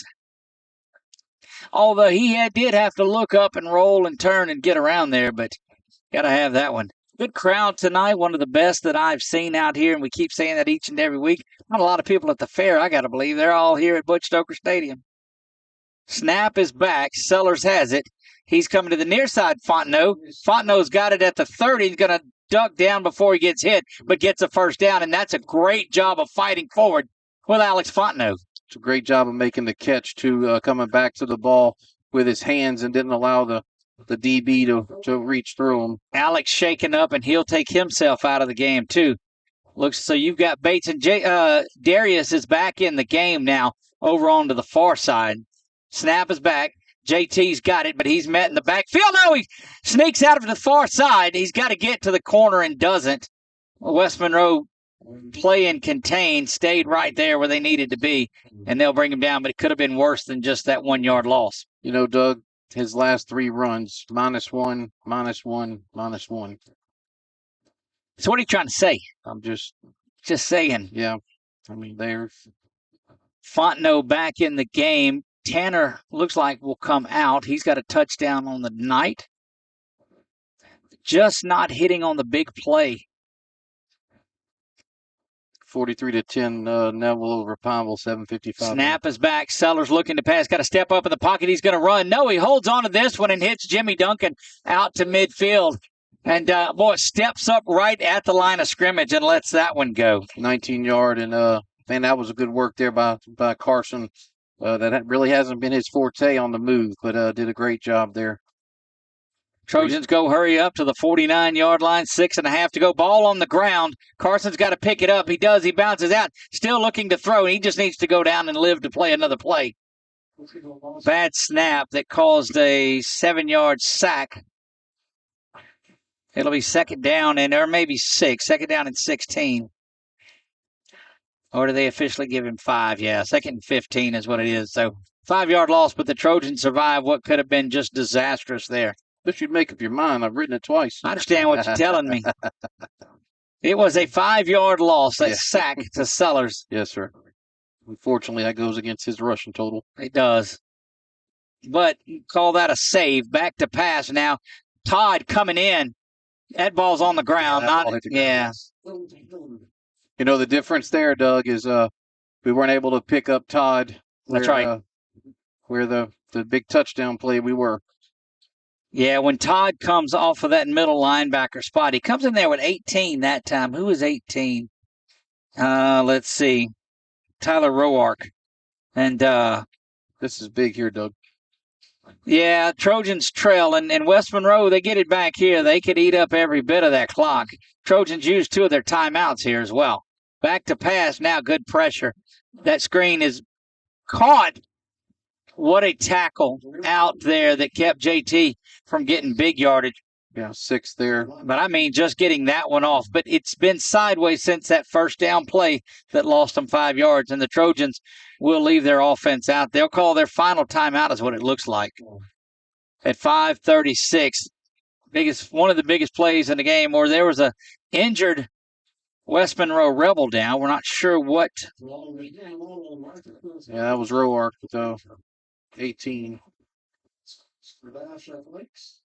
Not sure if they're going to assign that timeout to the Trojans. No, they're going to have to call that an injury timeout. So the Trojans will get a break there and able to talk about it on 4th down. I'm going to go ahead and erase the timeout on my. There you go. We're going to make sure we have. Make sure we have one in our pocket. We're not official, but we're going to say we are. Right. Back to the 49-yard line. That's the original line of scrimmage. Trojans will sit to go for it on 4th down once again, unless it's a pooch kick, but I don't see any way you kick it back to West Monroe here. Got to get to the 41-yard line of the Rebels. 5:19 and counting, so it was not a timeout. We do have one in our pocket. Sellers back to pass. Throws that one in perfectly, and it's down to D-Dub.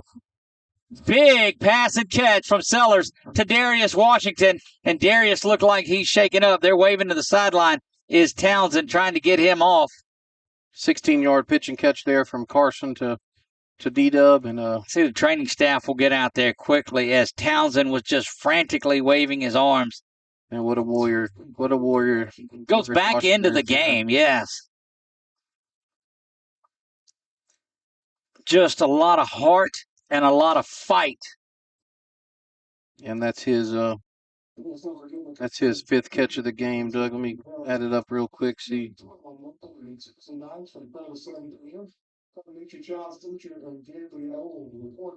Don't forget next Thursday, we will be back out at Walk-Ons, 7 o'clock for the Trojan Takeover out at Walk-Ons. Make sure you come out.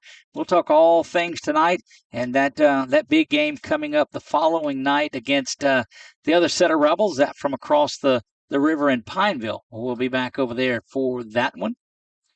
That's Darius's fifth catch for 85 yards, Doug. Darius having quite a night. All of these Trojans just battling. But you look over there at those guys in red and white, and they're doing just the same thing, Nick. Yes. Yeah, I mean, this is why you play the game, and this is why you're in this type moment. Big hand for Darius as looks like he's up and coming off, and it's that same arm, Nick, that he was holding a little bit earlier. Had the stinger on it. We're not sure what it is, but he was favoring it early and then went down hard on it there. Yeah, that's and he's not the largest player, but man, he plays way above his weight. His heart's bigger than as big as anybody on the team. I'll tell you that. There's not anybody that's more frustrated than him, but you need to be proud, young man. You just gave your team a chance to win this game. You absolutely did. That play is as big as any of them. First down and 10 for Alexandria at the West Monroe 35-yard line. 5:07 to go in this one. Trojans trail by 4. Snap is back to Sellers. Sellers with good time. Goes over the top. Hits inside the middle of that zone to Jimmy. Jimmy breaks free to the 15 inside the 10. First down and goal. Jimmy Duncan and the Trojans. 26-yard gain there. I've seen where they spotted it. Great work there from Jimmy and picking up D-Dub. From the 9, now the Trojans will scrimmage at first and goal. Clock runs 4:50 and counting on our Wallace Eye Associates scoreboard. Sellers looks over, sees what he's got, surveys the defense a little bit, calls for the ball and has it. Handoff up the middle from JT. JT grinding along inside the 5. They'll mark him at the 5 officially, so a pickup of 4. Yep. We got to get this one in, Doug. Well, we have to. I mean, we're down 4. I'm sorry. Sorry. My bad. That was like one of those Brett Musburger water boy moments. I'm sorry. Oh, gosh. Well, your boy Bob Costas been getting some grief in the baseball games. And speaking of baseball, how about the Yankees making their way on to the ALC? The Yankees win. How about that one? Toss to the far side. JT leans his head in. JT spinning around. Touchdown. JT Lindsay. Touchdown Trojans. And the Trojans strike back and take the lead.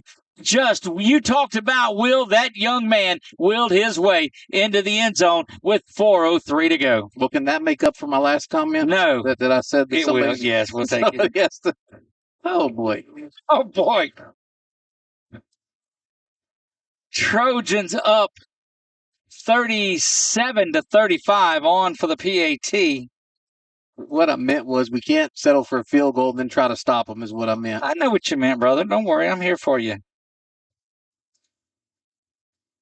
Big, important extra point here. This would make it a 3-point lead. Kick is up, and it is good. 38-35. We'll be back in 30 seconds. You're watching a good one on 446 Sports.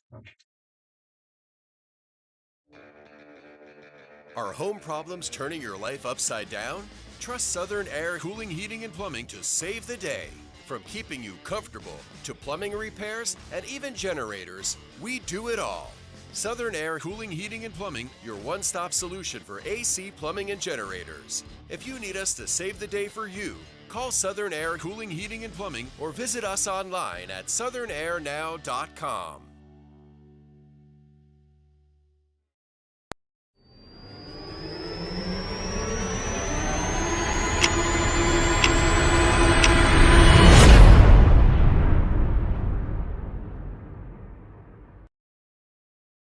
Speaking of the water boy, it was time for a little high-quality H2O after that one. Trojans 38, Rebels 35. I know they're watching it all around Alexandria. Big hello to our friends out at Trios that have it up on the screen over there. Here's that high pooch kick. He's going to squib around. No, he's going to. Oh, he did a fair catch. Yeah. Fair catch. Now can't go anywhere. The ball will be out at the 30-yard line, and we'll take that. That was Ponte. Yeah, I hope that's the last time he touches the ball tonight. You're exactly right. Seems like every time he touches the ball, something bad happens to the Trojans. Trojans lead it by a field goal here. Went down the field pretty quickly there. Look at Peyton Hobbs, first one on the ball, ready to go. He is as fired up at that nose tackle position as you'll find. Bachman was at the 40. He was inside the 40-yard line, just trying to get his defense. Inside the numbers? Yes, inside the numbers, just trying to will them to this stop. First down and 10, drive of the district right here. And we're just in week 1. Snap is back. Hit up the middle, firing through. And a big-time play right there. That's Jordan Mason firing through. And, oh, goodness, what a play. You're looking right in his living room there.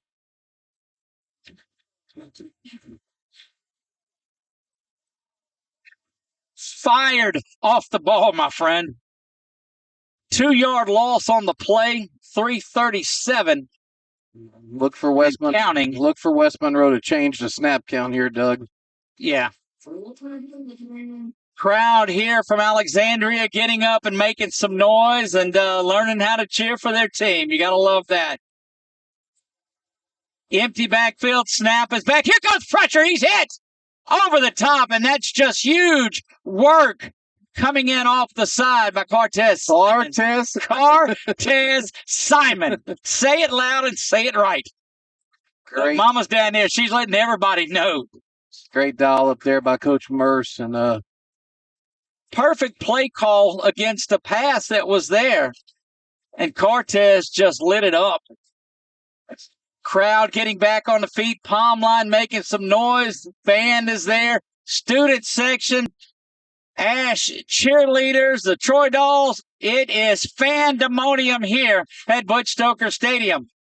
Back to pass. All the Rebels. Here comes pressure again. There's that little jailbreak screen. Got to get up and make a tackle, and Gaines does.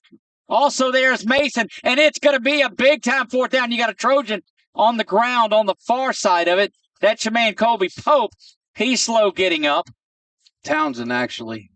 I thought it was 38. Yeah, that's okay. Jackson Townsend.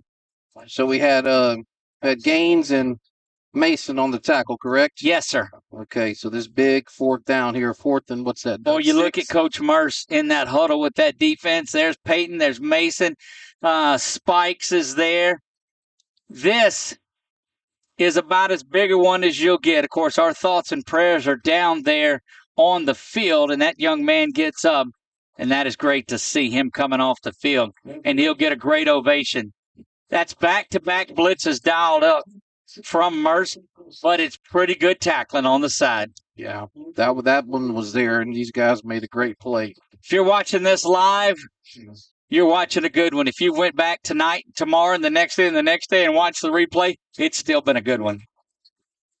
4th down and 5. Nick, what do you got? Now you have Colby Pope in for Jackson Townsend. He's been playing more of the end, but now he's in at linebacker. More noise in this stadium than I've ever heard. It is loud. 4th down. And ASH will take their final timeout. Alexandria takes their 3rd and final timeout with 2:51 to go, 2:52 to go. We'll take it with them and be right back. 30 seconds. You're watching ASH Trojan Football on 446 Sports.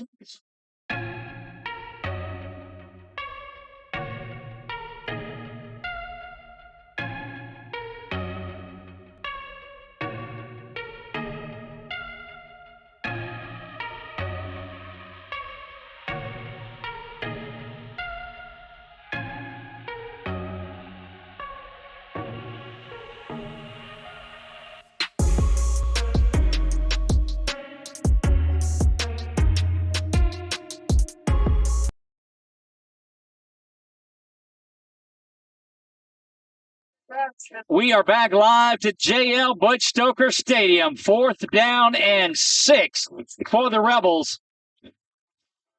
Trojan fans are on their feet. Trojan Nation around the country and around the world. I know you are as well. 4th down and 6. And this just opening night of district. Snap is back. Here comes pressure right up the middle. And that's a big-time sack. Oh, baby, what about it? Big time. And the X factor is real in Alexandria. Let's go back and look at that one more time, Brett, courtesy of BU Designs. You'll watch the play. West Monroe getting set up to throw the ball. Xavier White's just going to fire on all cylinders. Watch him creep up, and he comes in untouched, and the quarterback's just said, oh, my goodness, blow the whistle, blow the whistle. Trojans with the lead, 38-35. West Monroe has 2 timeouts left. Trojans probably need to get a first down out of this. You know, what a gutsy call, Doug. You've got your starting linebacker out, and Jackson Townsend. Doyle went out, who's your backup to Townsend, and then you now have Colby Pope comes in, and you blitz X. What a gutsy call that just worked out well. Trojans line up there. Sellers has it. JT, of course, has it. Good block and a pancake. Pancakes are served here nightly. How about that one? Peter Lofton. Oh, wow. That's JT looking to finish things off. Yeah, you go in there and you put them up by 10. That's all right. Yes, for sure. They are taking every little bit of time that there is. I have West Monroe with 2 timeouts remaining. That's what our official scorekeeper JG has up there. I see 2 hash marks under the Rebels and 0 for the Trojans, but their desire is not to stop the clock right here, unless it's to bring the PAT unit on the field. Sellers in at quarterback, snaps it with 2 seconds. JT up the middle, banging around, continuing to run. A lot of new fans watching this from around the state, and they've just heard about the 4-star running back that's going to LSU. Ladies and gentlemen, allow me to introduce JT Lindsay. Yeah, 6-yard gain there on first down, Doug. So now 2nd and goal from the 4. And total them up for me. I mean, it's really, yeah. Had 105 at halftime, didn't he? 103, so let's see here real quick. No pressure, huh? No pressure at all. 159, the 2-minute timeout. Don't be confused with warning or any of that. The crowd here is amazing. Don't know that we can get a shot of them or not, but let's focus there. Let's get a shot down just on the whatever we can, the cheer, the crowd, and all of that from this one if we can. Fans are up and about here and loving it in Alexandria.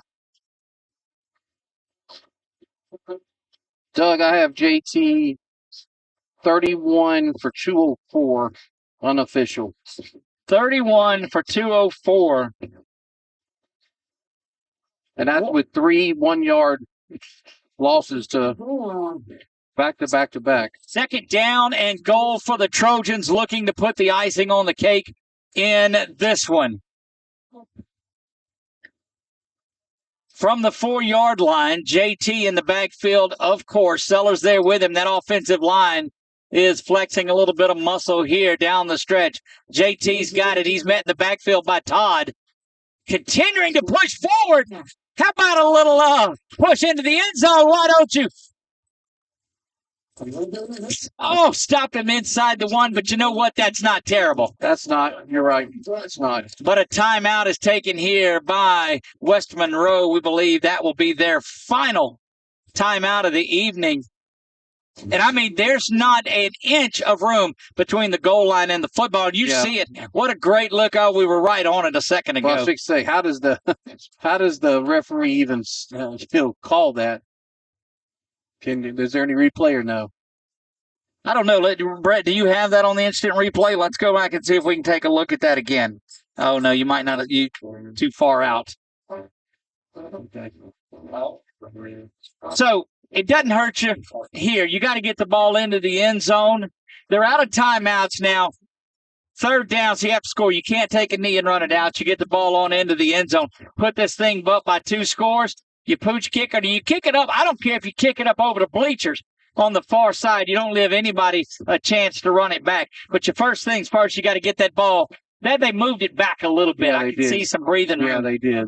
between there. It was crazy because they had it about 5 yards on this side of the hash against the goal line. When they moved it back about a half And yard. you can't say that the field's painted wrong. No. Because it's terrible. 38-35. You see it on your Wallace Eye Associates scoreboard. Up at the top, Trojans with a 3-point lead, looking to punch in the final nail here. Jimmy Duncan out at the receiver. But I don't think anybody here thinks anybody except 6 is getting that football. Snap is back to Sellers. JT's got it. He's hit shy of the goal line. It'll be 4th down. But again, that don't hurt things. You're going to run off another 40 seconds of the clock. It'll be down under a minute. Trojans offense has got to stay out there. And as long as it takes, they're going to have to reset the clock, or they're going to do so. Yeah, they stopped the clock there for an injury timeout for West Monroe, but a good job of those guys firing off. But they'll wind. They'll wind. Okay. If there was ever a time to get up under center and just push right in, this is that time. They actually move it back half a yard. The ball sits at the 1. Now, my friend, on 4th down, you've got to get that ball in the end zone here. I don't care. You cannot give it back to West Monroe with 9 yards to go or 99 yards to go because they can get there. Clock is back to 40 seconds. They should start it. Yeah. On something else, Doug, you don't take I don't think you take the chance on the field goal because of snaps and everything else. Well, no, but a touchdown still beats you, so there's no need. Right. You'd rather go. They've not started the play clock yet, so I like that. The game clock is running. So I'd sit here and take as much time as you wanted to with it. There they start officially the game clock now. May have been just catching up.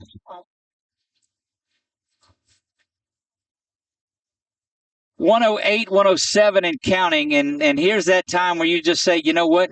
Get under center and what is it called? The Bush push. Just get on in there and go. So this will bring it to around 40 on the snap, Doug. Trojans offensive line fired up. They are moving him right inside. He'll run up, take the snap, and the push is on. What happened? The flag on the play. False start against the Trojans. But the clock should run, shouldn't it? No. Not on the false start? If they would do that, I'd take false starts the rest of the time. Yeah, defense would. The issue is, Doug, they just didn't get set. Yep. They hurried up to the line. It was a great call, and he was into the end zone, but everybody was moving forward at the same time. Yeah. 50-10, Neville wins over Pineville. Wassman up 38-17 over Tioga. We call it 6. And right here, the Trojans. And the clock will run down to about 19 seconds. Okay, so they will in this one. They do wind it. So take you another false start here. Go get you another one, guys. Don't get a delay of game because it won't start. 33, now 32. 2 and 1. Snap is there. Toss to JT. Everybody standing around. JT. Touchdown, JT Lindsay. Touchdown, Trojans. How about that? Look, everybody's up standing around looking at the clock, and they toss the ball back to JT, and into the end zone he goes for the nail in the coffin. Carson's limping. I wonder if that's from the previous Probably from the previous play when they're in up there. That's big boy football down there in the middle, and he's got to run back out there and hold. Little post-game Trojan wrap-up show is going to be a good one, my friend. You think he's going to want to come up here? I think he's going to want to come up here. Yeah, he'll be out running. I think it's good we're getting him up here. We may have to run through our complete gamut of commercials. Mesh on for the PAT here. Already a 2-score game. That kick is up, and it is good. 45-35. Trojans lead it. We're going to take our final time out of regulation, and we'll be back right after this on 446 Sports. Hi, I'm Kimberly Harrell, Certified Residential Appraiser. I am currently a leading provider of appraisal services for mortgage lending, employee relocation, estate planning, and community property settlements. My experience in real estate over the past 13 years and currently serving as president of the Greater Central Louisiana Realtors Association has given me a clear understanding of the real estate world and the ever-changing market we live in today. For any of your valuation needs, give me, Kimberly Harrell, a call.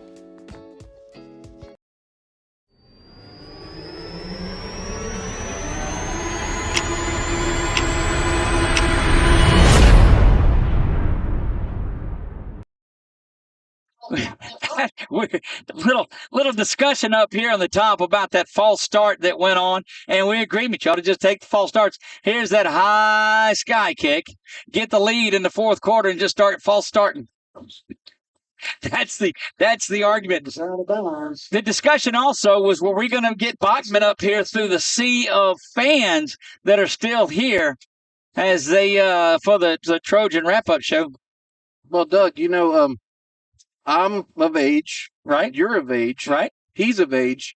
We don't have a curfew. You're right. We can wrap this up and go down on the field with the iPad and do this thing. Well, that's up to you, but I'm saying that that's right. We got nowhere to go. Trojans will be back deep to receive Jayton Terry. J-Lou is back there. Everybody playing defense is back off of the ball. What a big night. 30 carries, 209, 34 carries, 209 yards, and 3 touchdowns for JT Lindsay. And game that was 14-14, that's going to be down. Clock will run at 7 and 6 and 5. No timeouts remaining for West Monroe. And that, ladies and gentlemen, is going to be your ball game. Trojans will move to 6-0 on the season, 1-0 in District 2 5A. And you see down on the field what a jubilant Trojan team. We'll get Nick down on the sideline to go get Coach Bachman. And it is now Pineville week. Following this one, week 7, we will be at Walk-Ons at 7 p.m. Thursday night. We'll be across the river at the home of the other Rebels, Sandy Canyon, for a week 7 matchup as the Trojans will try to move to 2-0. But they're going to savor this one tonight. And look at the good shot that you have right there. Goodness gracious, we're going to get Nick down to the sideline, and that's going to wrap things up for the ball game. Going to take a break. When we come back, it'll be the Trojan wrap-up show, and we'll do it all here on 446 Sports.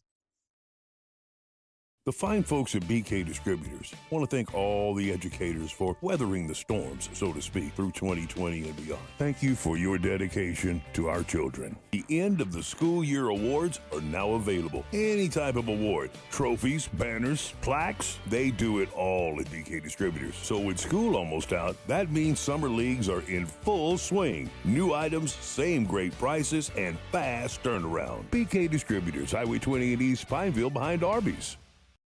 Hi, I'm Kimberly Harrell, Certified Residential Appraiser. I am currently a leading provider of appraisal services for mortgage lending, employee relocation, estate planning, and community property settlements. My experience in real estate over the past 13 years and currently serving as president of the Greater Central Louisiana Realtors Association has given me a clear understanding of the real estate world and the ever-changing market we live in today. For any of your valuation needs, give me, Kimberly Harrell, a call. Our mobile banking app is changing the way we bank. Things are getting easier, transactions are getting safer, and you have access 24/7. All the functionality of banking you're used to, made easier to use, anywhere, anytime, and more secure than ever. Simple, seamless, safe. Download our mobile app today.